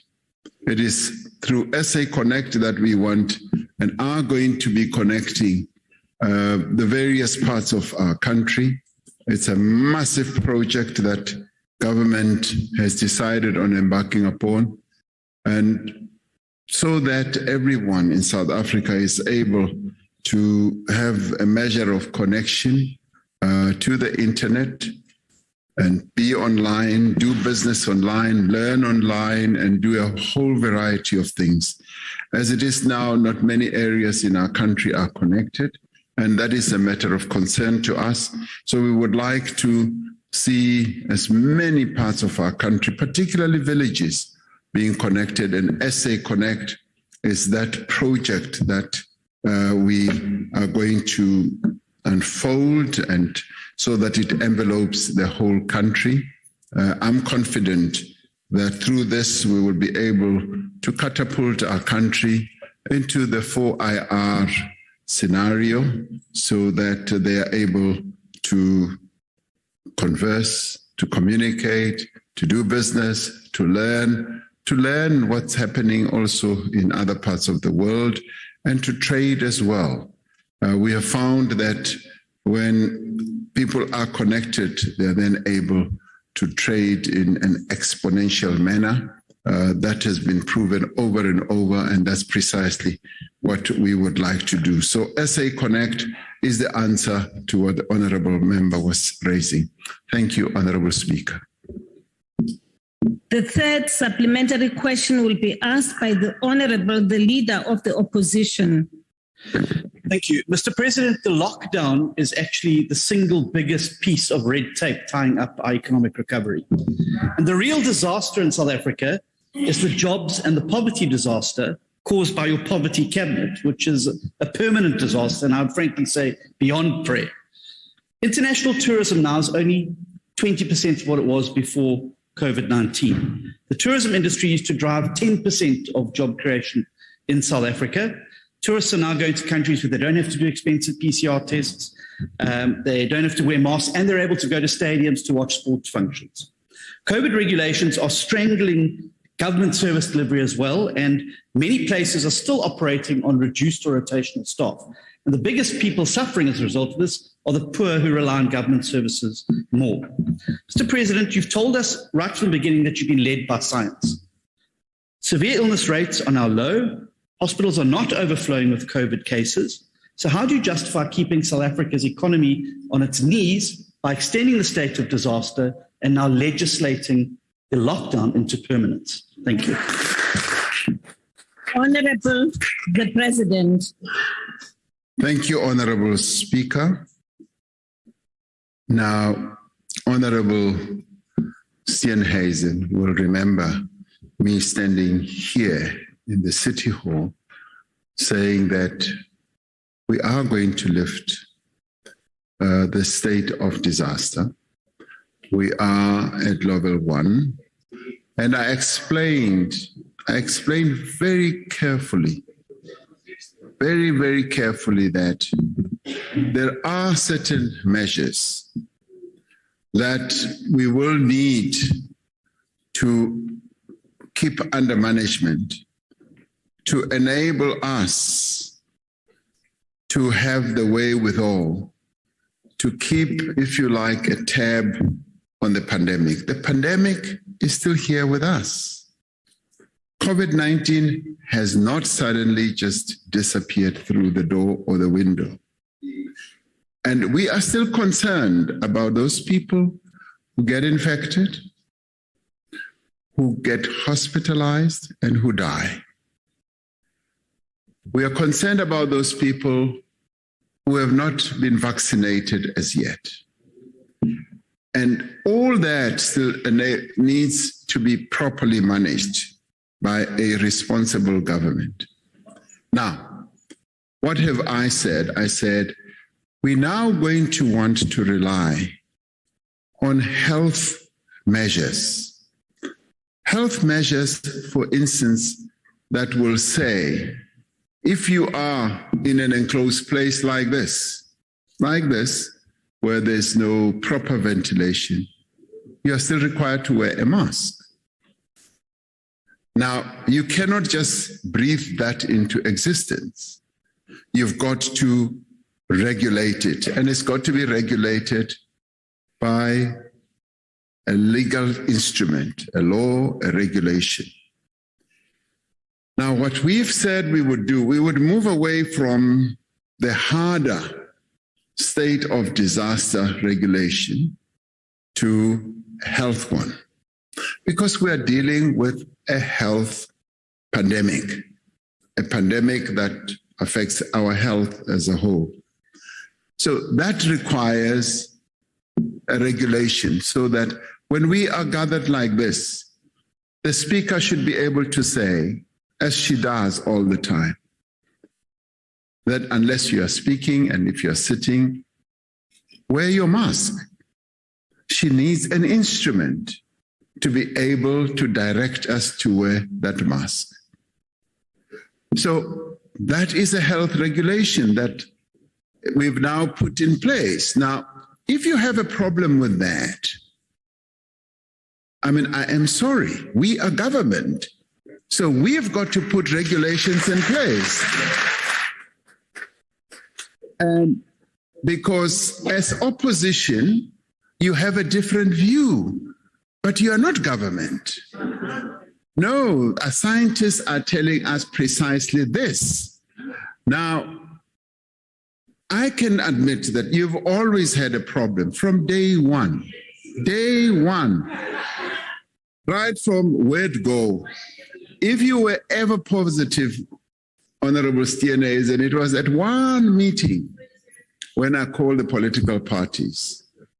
It was the only time. Beyond that, it was saying, you don't need the state of disaster. And we kept on saying we are led by science, and we've had some of the leading scientists which you differ with, and it's your freedom, you're entitled to differ even with scientists. But we have been guided by those scientists. You can shout as much as you like, but we as government act in the interest of South Africans. And that is why they elected us. Now we are being very careful, because there's nothing about killing jobs by saying people should wear a mask in a room like this. Really, I mean, it defies logic.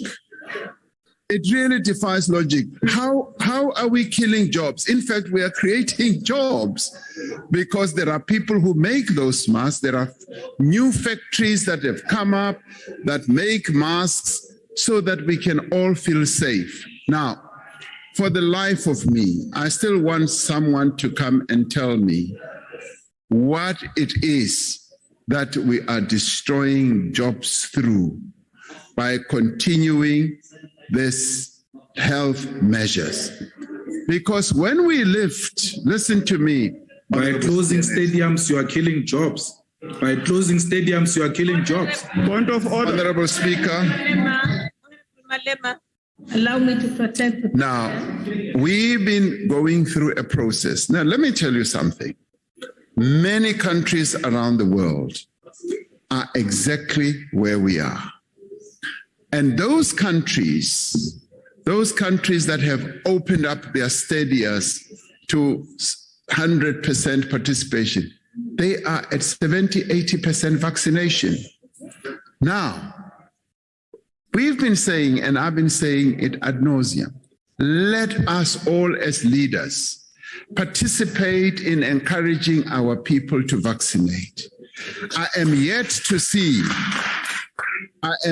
to hear and to see leaders in the opposition benches talking about vaccination, going on the ground and getting people to be vaccinated. Instead, they talk against vaccination, and all they talk about is precisely what is being said here. Now, I don't buy into that. I'm afraid we've done everything to manage this pandemic. The interests of our people when it comes to lives and their livelihoods has been my greatest preoccupation for the better part of the last 2 years. And as I have said, I want to see the state of disaster coming to an end. But I'm not going to be reckless. I am not going to be reckless. I am going to be orderly. I'm going to be orderly, and in days, I'm going to address the nation and explain precisely where we are headed to and how we should traverse this new route that we are going on. So we will outline precisely. Now, the regulations have been published, the health regulations, and there are processes that we are engaging with various leaders and so on. We've met traditional leaders, we've met various other leaders, as well as religious leaders, talking precisely about this. And I can assure you again, Honorable Steenhuisen, we are going to lift the state of disaster. We are, Nini, soon. And we are going to put in place health regulations that will enable everyone to feel safe. But at the same time, we want to boost vaccination. A number of countries have said to us, and let me tell you, we go through a lot of consultations, also international. A number of countries have told us that they reached an inflection point of vaccination at about 43-44%, like where we are now, where the resistance to vaccination is evident. And there are measures that they have had to take to boost vaccination to a higher level. And that's precisely what we want to embark upon. And I want to rely on political party leaders here to join us in the process of increasing the level of vaccination in our country. I therefore want to hear you vocally speak about it, because I have not heard that. And this is about the lives of South Africans. Let us all work together and ensure that our people get vaccinated in their hundreds and millions. Thank you very much, Honorable Speaker. The last supplementary question will be asked by the On a point of order, Speaker, on a point of order, Speaker. Point of order, yes. On a point of order, Speaker. Yes, you have the floor. The president is not telling the truth that political parties from the opposition parties have not called for vaccinations. What we have said is that we don't want to be imposed with Western vaccinations. We are not spokespeople of Johnson & Johnson and Pfizer. Approve vaccines from but you are discussing now. You are making no. Honorable Shivambu, this is not a point of order. You are advancing your own arguments on the matter. Please, honorable member, if it's a point of order, make your point of order.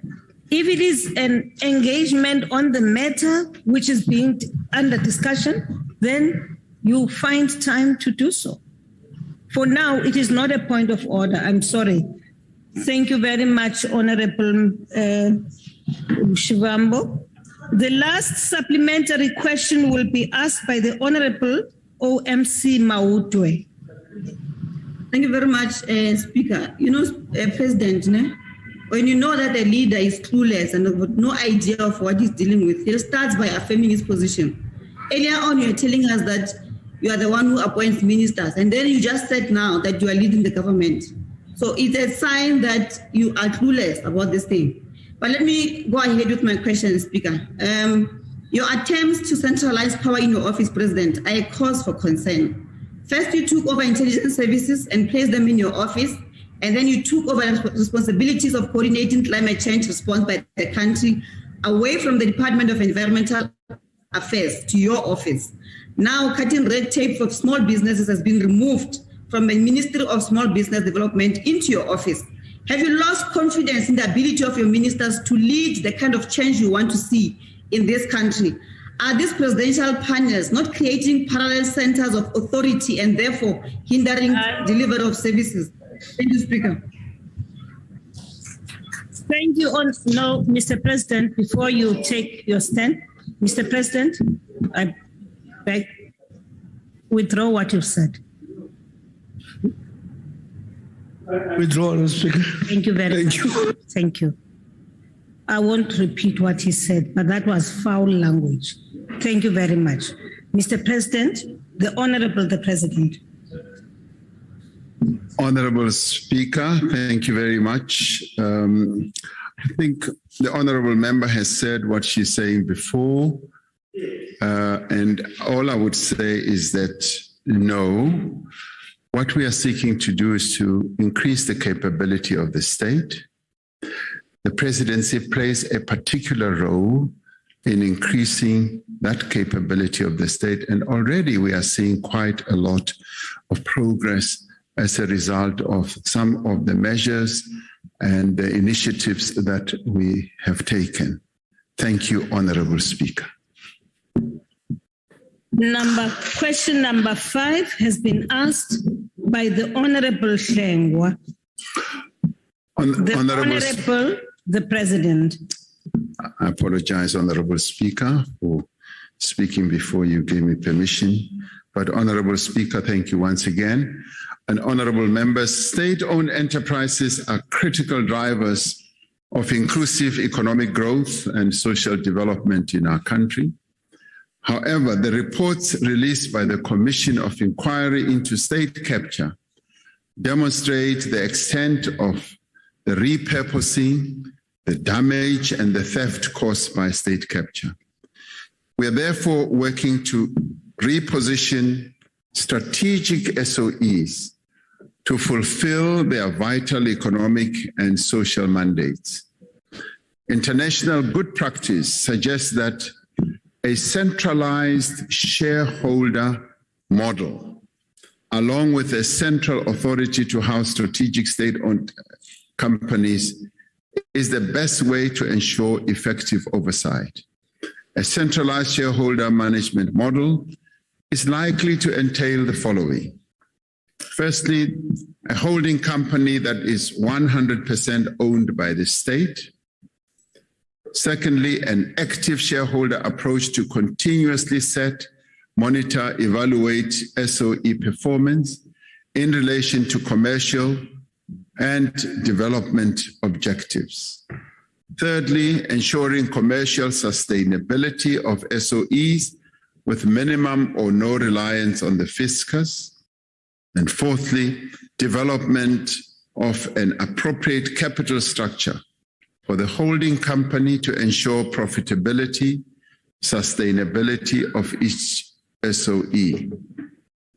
Based on the recommendations of the Presidential SOE Council, government is reviewing state ownership policy in terms of which SOEs need to be owned by the state as well as the extent thereof.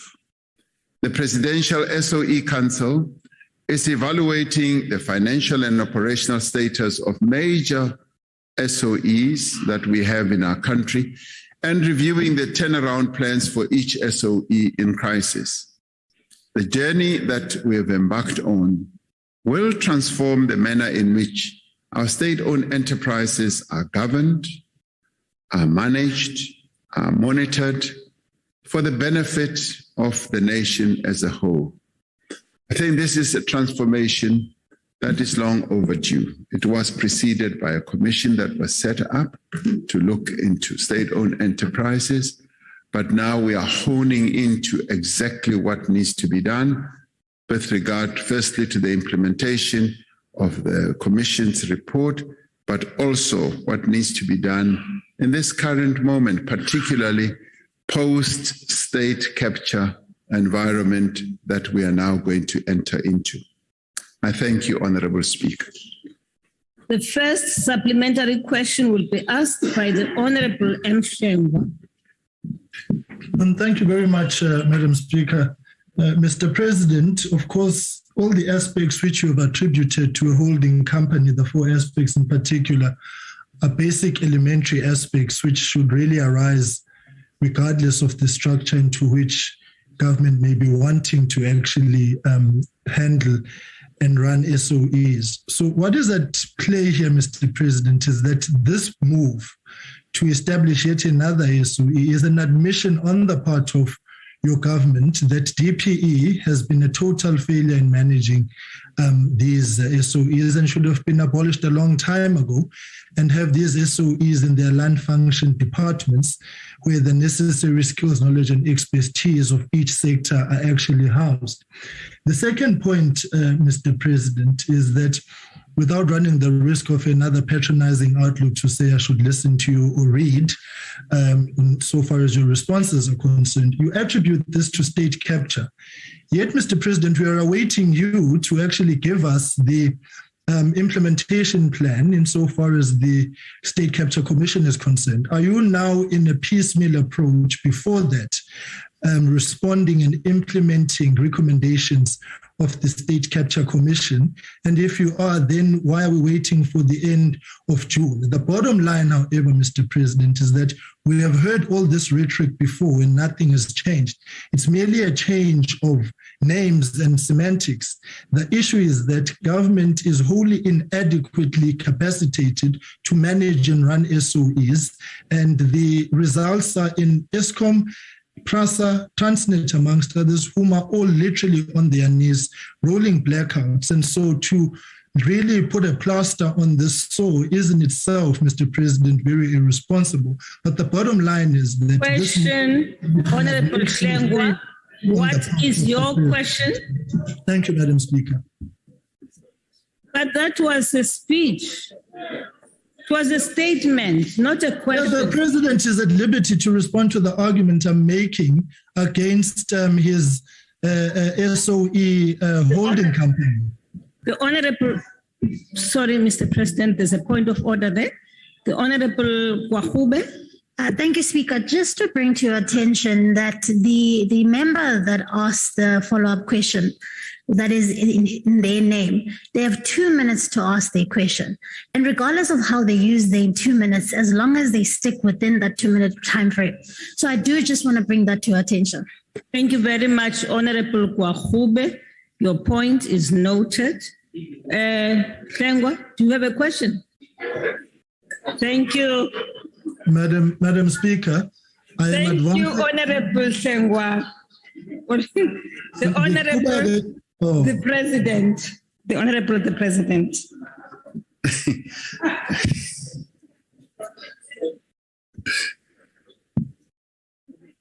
My apologies, Honorable Speaker. Honorable Steenhuisen is distracting me. Maybe he should not sit so close to where I'm standing. Honorable Speaker, I must be frank, I did not decipher a question from what Honorable Hlengwa was saying. However, I should maybe want to comment on some of the issues he put forward. And the most important one was, I thought he wanted to know whether I was implementing the State Capture Commission report on a piecemeal basis by coming forward with this proposition of having a holding company or a structure to manage our state-owned enterprises. I must say that no, it is not piecemeal implementation. It stands on its own. Reference to state capture, obviously, is about how the state capture report is going to enrich the process that we need to embark upon to reform our state-owned enterprises. And we firmly believe that through having this type of structure, we would be able to do so. If nothing else, what it will actually do is to ensure that there is universality and commonality about the management and the financial discipline across all our state-owned enterprises. And you do that much more effectively through a holding structure. And I can say that in other places, that's what they do. In Singapore, that's what they've succeeded in doing, in building Temasek. In China, COSAC is exactly what they have done, and in a number of other places. And some have done so through either their sovereign wealth funds and so forth in the way that they've structured things.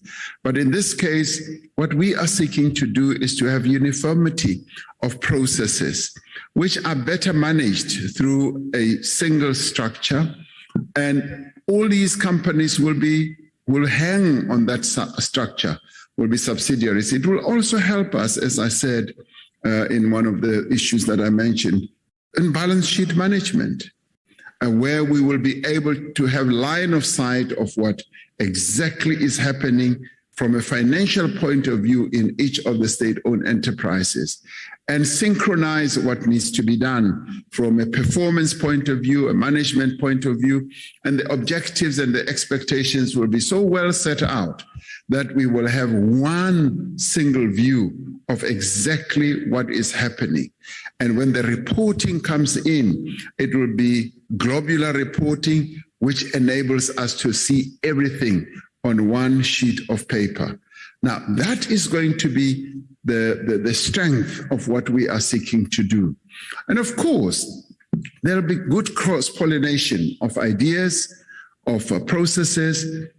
Transnet will know how PRASA is managing certain of their processes and initiatives, be they of an infrastructure nature, of a performance nature, of a market nature. They will get to know, and that cross-pollination you'll only truly be able to achieve, as Temasek has done in Singapore, where I visited and saw for myself. You'll only be able to do it through a structure like this. The other thing it will do, it will also lessen interference. One of the issues that has been raised. Honorable Member Khalif. Order mute. You may proceed, Mr. Thank you. Thank you. One of the things that has been raised by the council, the State-Owned Enterprise Council, is the issue of interference. Interference, yes, from the executives, because sometimes there is, the eagerness to get involved and interfere. But when we have a common state-owned structure, which has all these subsidiaries, we will then be able to have commonality of interest, commonality of processes, remuneration of directors, of management, so that everything is well synchronized. And this, I think, will bring about a new era for our state-owned enterprises and will enable us and will strengthen our resolve in better managing our state-owned enterprises. Thank you, Honorable Speaker. The second supplementary question will be asked by the Honorable CM Piri from the Chamber. Ndiyalivhuwa mulangadzulo avantendele ndireshe vathoniphevi va ri pano nduni ino ndi dovhe ndireshe na vadzulapo va South Africa kana va Afrika Tshipembe. Mulangadzulo nda ndi khou ṱoḓa u isa ndumeliso dzo khwaṱhaho kana dzavhuḓi kha muphuresidenthe singo ḽa Ramabulana ḽine ḽa ṱamela na vhavhulahi vhone vhaṋe vho Ramaphosa. Muhulwane vho dodombedza kana vho to zwi amba zwavhuḓi nga maanḓa uri haya mabindu a muvhuso one ane ndi one ane a khwaṱhisa ikonomi arali o manḓafhadziwa kana vhana ngori vho ḓi sumbedzisa na kha phindulo dzavho uri hu na program kana hu na maga o vheiwaho na a uri ri manḓafhadze ri khwinifhadze hedzi haya mabindu a muvhuso. Ri khou tenda ibile ri na lutendo na khazwo rine sa vhadzulapo vha South Africa kana rine sa miraḓo ya palamennde. Mbudziso yanga muhulwane ndi ya uri kha haya maṅwe mabindu ane a vha iḽi uri ndi ya muvhuso vha dovha futhi vha humbela kana vha tendela uri vha private vha ṱangane na muvhuso na mabindu a muvhuso ane ra ri ndi private public kana public private. Honeha ndi mbuno dzifhio dzavhuḓi dzine vha nga ri vhudza zwone uri zwi nga konesa uri zwi kone u manḓafhadza ikonomi yashu ya dovha hafhu ya dzudzanya zwavhuḓi ha mabindu a vha one o khwaṱhaho a shuma nga nḓila yo teaho. Ndo livhuwa mulise a. Honorable the President. Ndiyalivhuwa Madam Speaker, ndi dovhe ndilivhuwe na zwirendo zwe vha zwi vhea phanḓa. Ndi tama u khwaṱhisesa haya mafhungo a uri haya mabindu a muvhuso arali ra ṱanganyisa oṱhe a vha nga fhasi ha nnḓu nthihi naho a tshi ḓovha o ima nga milenzhe yawo one ane. Ndi zwone zwine zwa ḓo tou khwaṱhisa mishumo ya haya mabindu nahone ndi zwone zwine zwa ḓo ri thusa uri ikonomi ya hashu i bvelele phanḓa nga nḓila yo fanelaho. Vha khou vhea ḽipfhi ḽavhuḓi na mbudziso yavhuḓi ya uri kha haya maṅwe mabindu a private sector arali ra ṱanganyisela na public zwi nga to shumisa hani na ndi mabono afhio ane ra nga kona u vha nao. Ndi a takalela heyo mbudziso nga uri ri tshi sedza maṅwe mabindu a muvhuso ri vhona uri arali ra kona u dzhenisa vhaṅwe vha private sector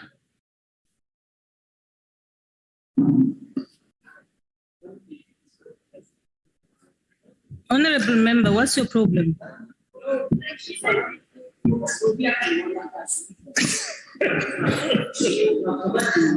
You may proceed, Mr. President. The participation hagi Western Tekiri harika muso o ka kgona mo di company tsa yona mo tse ding e seng kaofela mo tse ding a re ka kgona gore re sebedisane le ba private sector re ka fumana gore ke ntho e ka re thusa mo tse ding. For instance, anke ke be example entle. You know, Telkom used to be wholly owned by government, and then it was we brought in the private sector. We still own a fairly big share, about 40-something%. But then what we also did with Telkom is that it was listed on the stock exchange, and Telkom is one of those top performing companies listed on the stock exchange, pays a dividend to government every year. on a continuous basis is well managed. And the strength of that has been Telkom, having been a publicly owned entity, having now been listed, has been catapulted to another level of governance, of management, and of performance management as well, by bringing in other shareholders. The same thing has happened to a number of companies in China. And I've said in this house before, China Mobile, which has easily 700 million subscribers, is listed on this New York Stock Exchange. Through that listing, they were able to raise a lot of capital that has fueled the growth of China Mobile, which did not require a lot of fiscal support from the government. And they've done the same thing with the ICBC, which is the largest bank in the world, and all that. Now, that is the strength of bringing in participation without losing control. And they have done that without the loss of control. Today, what we are seeking to do is, with our own SAA, having really run into enormous challenges and problems, what are we doing? We're saying we will bring in a private sector player who will come and put in their money and inject life into SAA. And in that way, I find that some of our state-owned enterprises can reach a level of good performance, because by so doing, one, we are not privatizing, we're just bringing in partners. And the partners who are going to add a lot of strength, a lot of capability, and through the partnership will be able to do a very good cross-pollination of ideas and of systems, of governance, and financial and otherwise. But also it gives us a really good standing. I often say that, when Eskom was in its heyday, that is the entity that we could have listed. Could have listed the debt burden that Eskom has, would have been easily dealt with. But anyway, that is history. Now we have to manage it out of where it is, and we will make all efforts. Ngazwezo ndikotenderana nabo uri huna zwithu zivhuya rine ngazwiwana arali uchikoshumisana state-owned enterprises naba boramabindu bane vavaka private. The key issue is just to manage that whole process, to manage it in a way where your state-owned enterprises still serve the public good and still focuses on the developmental mandate, because that is an important one, to ensure that the services or whatever products that it produces are still able to reach the poorest of the poor in our country through the developmental mandate it should have. So it is doable. It is something that we can move towards, and through this State-Owned Enterprise Council, we should be able to reach that level. Thank you very much. The third supplementary question will be asked by the leader of the opposition. Thank you very much. And Mr. President, I'm very glad that you mentioned Eskom, because we're now in our 15th year of load shedding in South Africa. Yes, sir. In 2015, you said, and I quote, "In another 18 months to 2 years, you'll forget the challenges with power and energy in Eskom ever happened," unquote. Now, last week, we got hit with stage 4 with the potential of stage 6. Electricity has gone up by an astronomical 450% in the last 10 years. It's killing jobs and it's killing the economy. All of these increases are to cover for your poverty cabinet's incompetence and corruption, all to make up for government's lack of accountability. People are not paying for more expensive electricity. They're paying for your poverty cabinet. Electricity price increases come directly out of the back pockets of ordinary household income. How can you justify choosing price increases for people over accountability for your poverty cabinet? Thank you. The Honorable, the President. Now, Honorable Speaker, Honorable Steenhuisen raises a very important question about the electricity price increase that we saw introduced. Now, as he well knows, electricity prices are regulated by NERSA, which is an independent agency which we put in place. Obviously, ESCOM, looking at its own budgeting, will say this is the price increase with desire.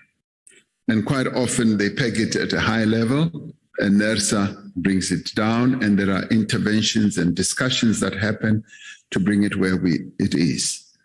Now, ESCOM faces its own special problems, more special than maybe sometimes we imagine. I did say in this House, the State of the Nation, I said, the deficit we have is 4,000 megawatts. That's the deficit we have to ensure that the availability factor of our energy is at the level where even if some of the power stations trip and break, we still have that cushion.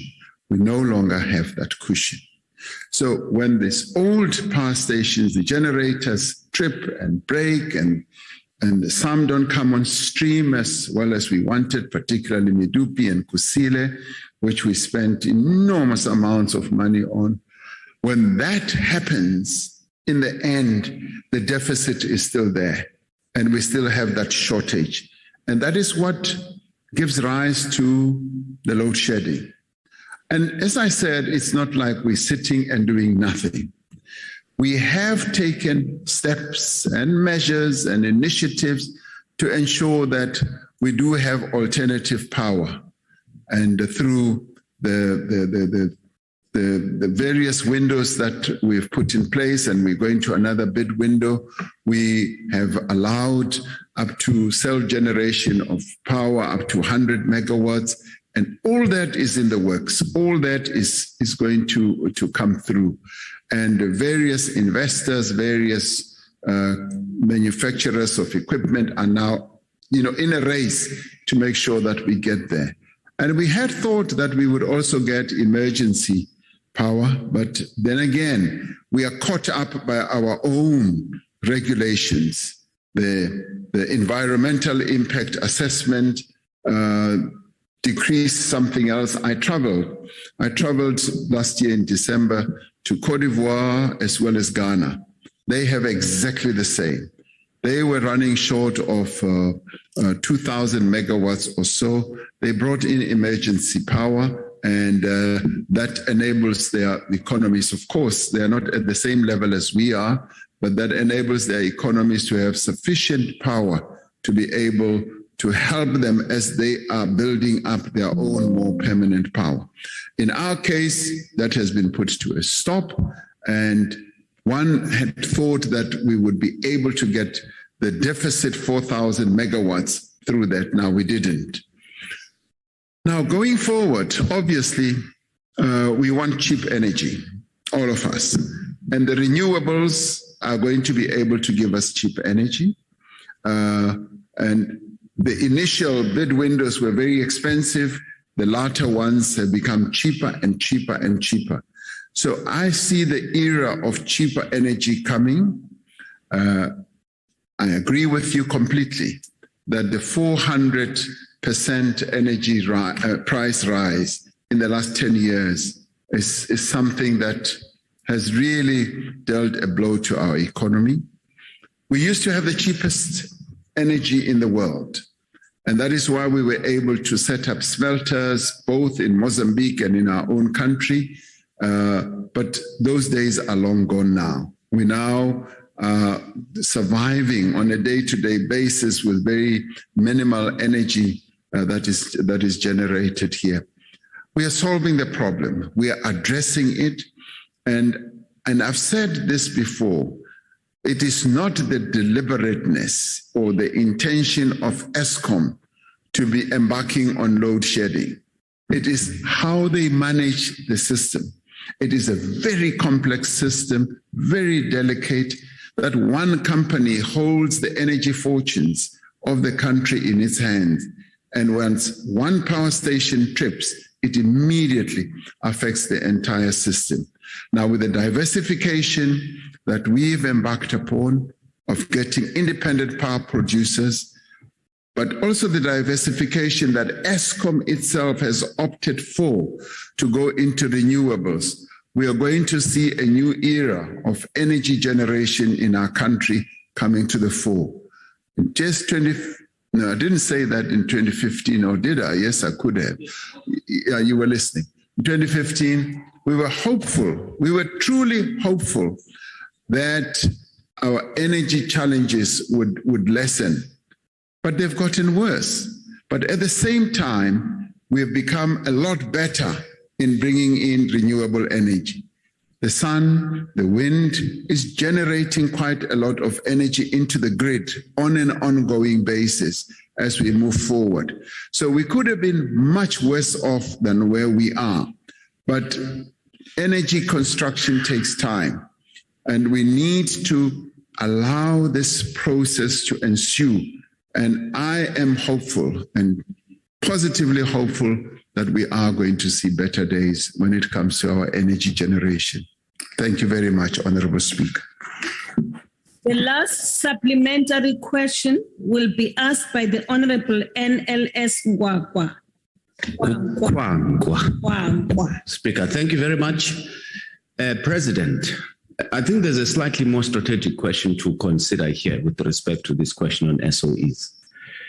You've given the tendency of the economic superpowers around the world to either ignore international dispute resolution mechanisms or to completely bypass them and decide to resolve disputes through violence or wars. Does that not increase that which naturally increases the propensity around the world for member states to use violence to resolve disputes?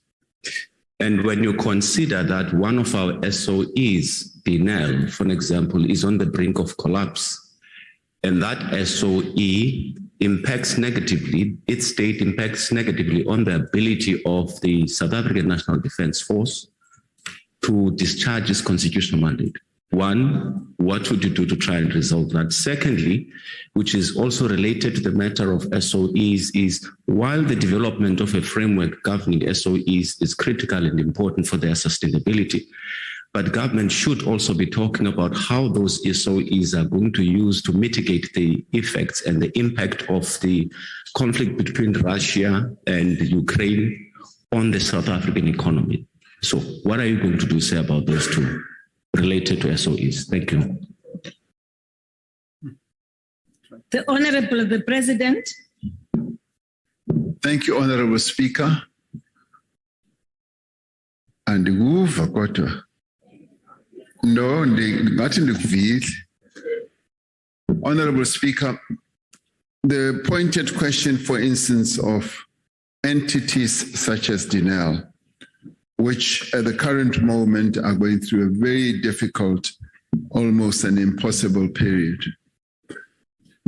is that we do obviously need to breathe life into them and to show up their balance sheet.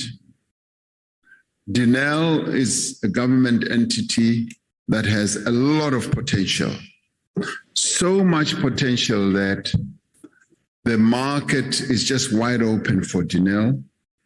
And what it really needs is to be given, yes, that leg up, that support, so that it goes back to its glory days. Many countries on the African continent keep coming to us and saying, we've looked at the products that Dinel produces, from vehicles to missiles to whatever, to be the Roy Falk as well and all that. And we actually want to buy our products from a Dinel. Would Dinel be able to deliver? Now, Dinel has run into a financial problem and a financial challenge, which we are looking at. Denel would also help us in the times that we live in like now. Our SANDF is very reliant on Denel. Most of the equipment that they have were made by Denel. So therefore, the twinning between SANDF and Denel is very, very critical from a procurement point of view and from a supply point of view. So Denel needs to be propped up, it needs to be assisted, and once it is, and it is properly run under this system or the structure that we've talked about, it will be much better placed to be able to fulfill its objectives. Now, we've also been receiving approaches, I must say, about partnering with other players, where other players say, we know the challenges that Denel is going through, we would be able to give balance sheet support, we would like to find out if you as South Africa would be willing to partner us at an equity level and what have you. Now, these are matters that we're giving consideration to look at the cost and the benefit of precisely that type of option. In the broader geopolitics of the world, you do need, as an industrialized country that we are, you do need a Denel that would be able to build, manufacture the type of equipment that is needed in this day and age, given, as you say, the propensity of a number of powers in the world to resort to violence rather than to resolve problems through negotiation. So Denel is a great asset for us to have at the state-owned enterprise level. And I would like to see Denel getting back on its feet rather than remain in the doldrums where it is, and also participate more actively and profitably as a keen pillar of our SANDF. So I think we can get there. Thank you very much, Honorable Speaker. The last question has been asked by the Honorable P.J. Groenewald, the Honorable the President. Honorable Speaker, the appointment of the National Commissioner of South African Police Service is governed by Section 207, subsection 1 of the Constitution, which says, which I'm sure Honorable Groenewald is well aware of, the President, as head of the National Executive, must appoint a woman or a man as the National Commissioner of the Police Service to control and to manage the police service. That's what the Constitution says. While this places sole responsibility for the appointment of the National Commissioner in the hands of the President, it does not preclude the President from putting in place a process to seek recommendations and proposals. This is the approach that I took with respect to the appointment of the National Director of Public Prosecutions and to the identification of potential candidates for the position of Chief Justice. In each case, the approach that I took was informed by the specific circumstances and the nature of the position. These considerations will continue to inform me on the approach that I take with respect to the appointment of the next South African Police Service National Commissioner. So they will help to inform me. But in the end, the Constitution is clear who appoints and how that appointment will be done. So as you've come to know me and to criticize me at times, I will embark on a process. And you are suggesting panel of experts and all that, and I will inaugurate a process which will lead us to, or me, to finally appointing a national commissioner. Thank you. The first supplementary question will be asked by the Honorable PJ Groenewald. Thank you, Honorable Speaker. Honorable President, I welcome your commitment to follow a process. It is part of the National Development Program, the NDP, where you were the deputy chairperson. And in that NDP, and if I can quote, it says clearly, if you want a professional and an effective police service, then it states the following, and I quote, the National Commissioner of Police and deputies should be appointed by the President on a competitive basis. A selection panel established by the President should select and interview candidates for these posts against objective criteria. The President should appoint the National Commissioner and deputies from recommendations and reports received from this selection panel. So thank you, Honourable President. I hope you will follow that, a panel of experts making recommendations, because, Honourable President, part of the problem in crime in South Africa, that since 2000 and up to 2017, South Africa had national commissioners that know nothing about police. We started with Jackie Selebi, a diplomat.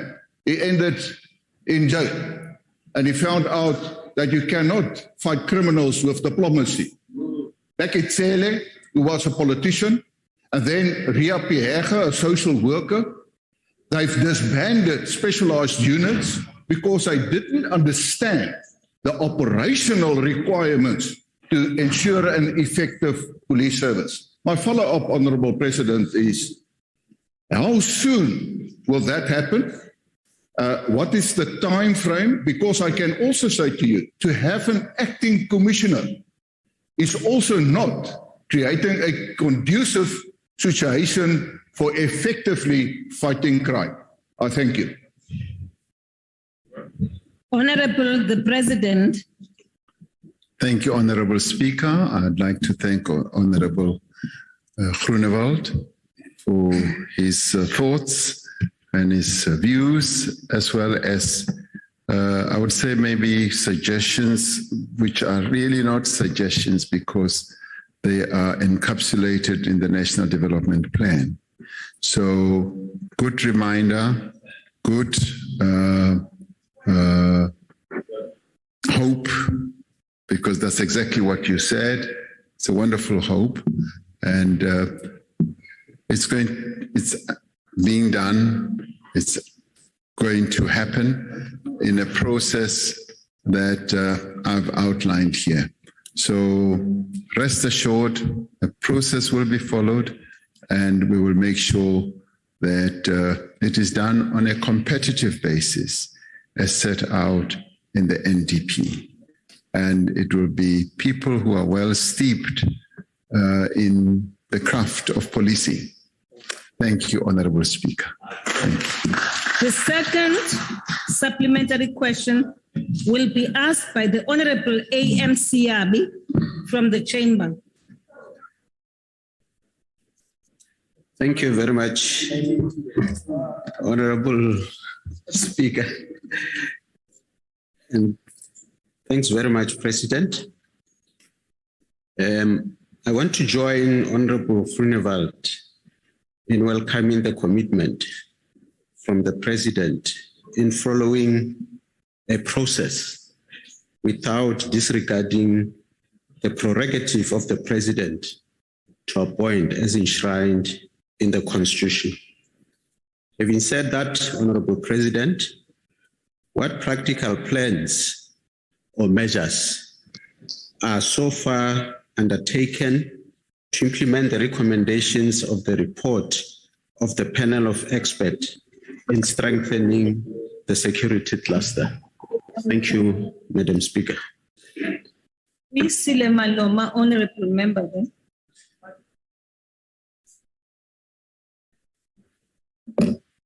Mute, Honourable Member.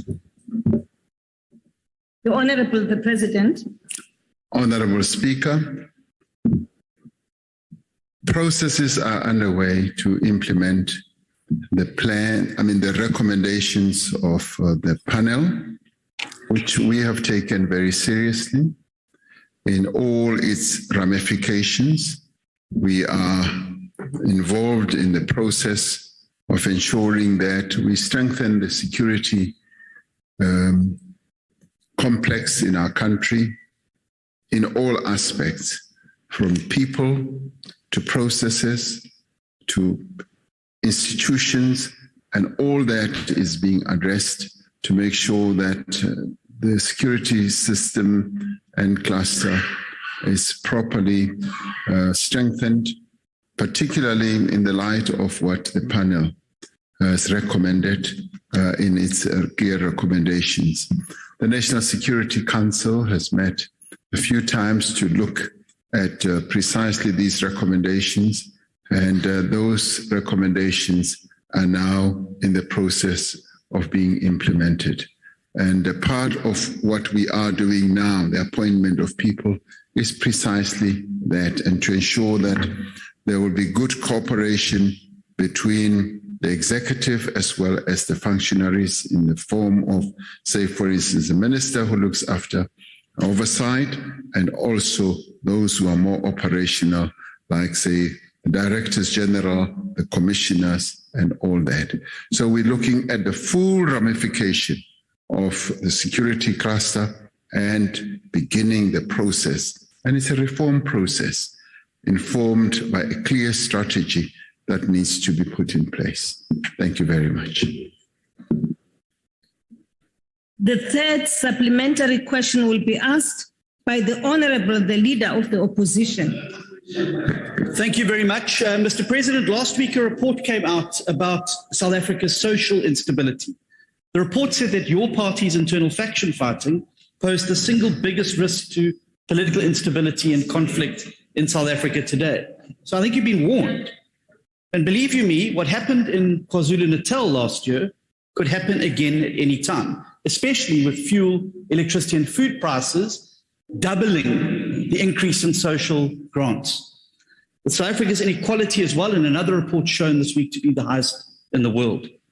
Our country is literally dry tinder, and it's just waiting for a spark. Mr. President, when are you going to put the country ahead of your party? You used taxpayer money to buy out a useless police commissioner. When are you going to use your presidential power to get rid of your useless police minister? And before you say opinion, it's not opinion. Zondo report, crime statistics, gender-based violence statistics. Our women and children and our citizens live in fear every day.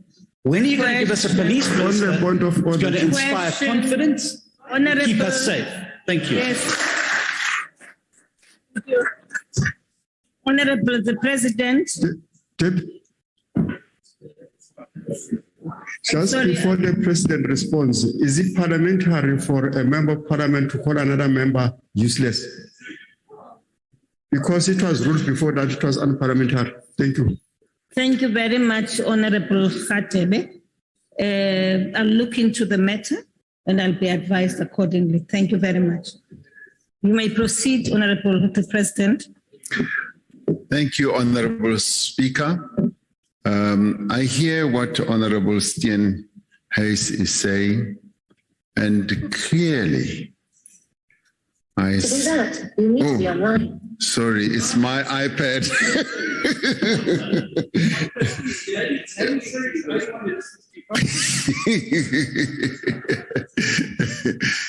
I think Honorable Steen Hayes has a private wish. His private wish is that he would like to be president and appoint ministers. And I have to say that, I have to say that that wish is not evident now and might never be. Yes. So the process of appointing ministers and deputy ministers is the president's prerogative, and I think it's best left there. Thank you very much. Thank you. The last supplementary question will be asked by the Honorable Zet Majosi. Thank you, Honorable Speaker.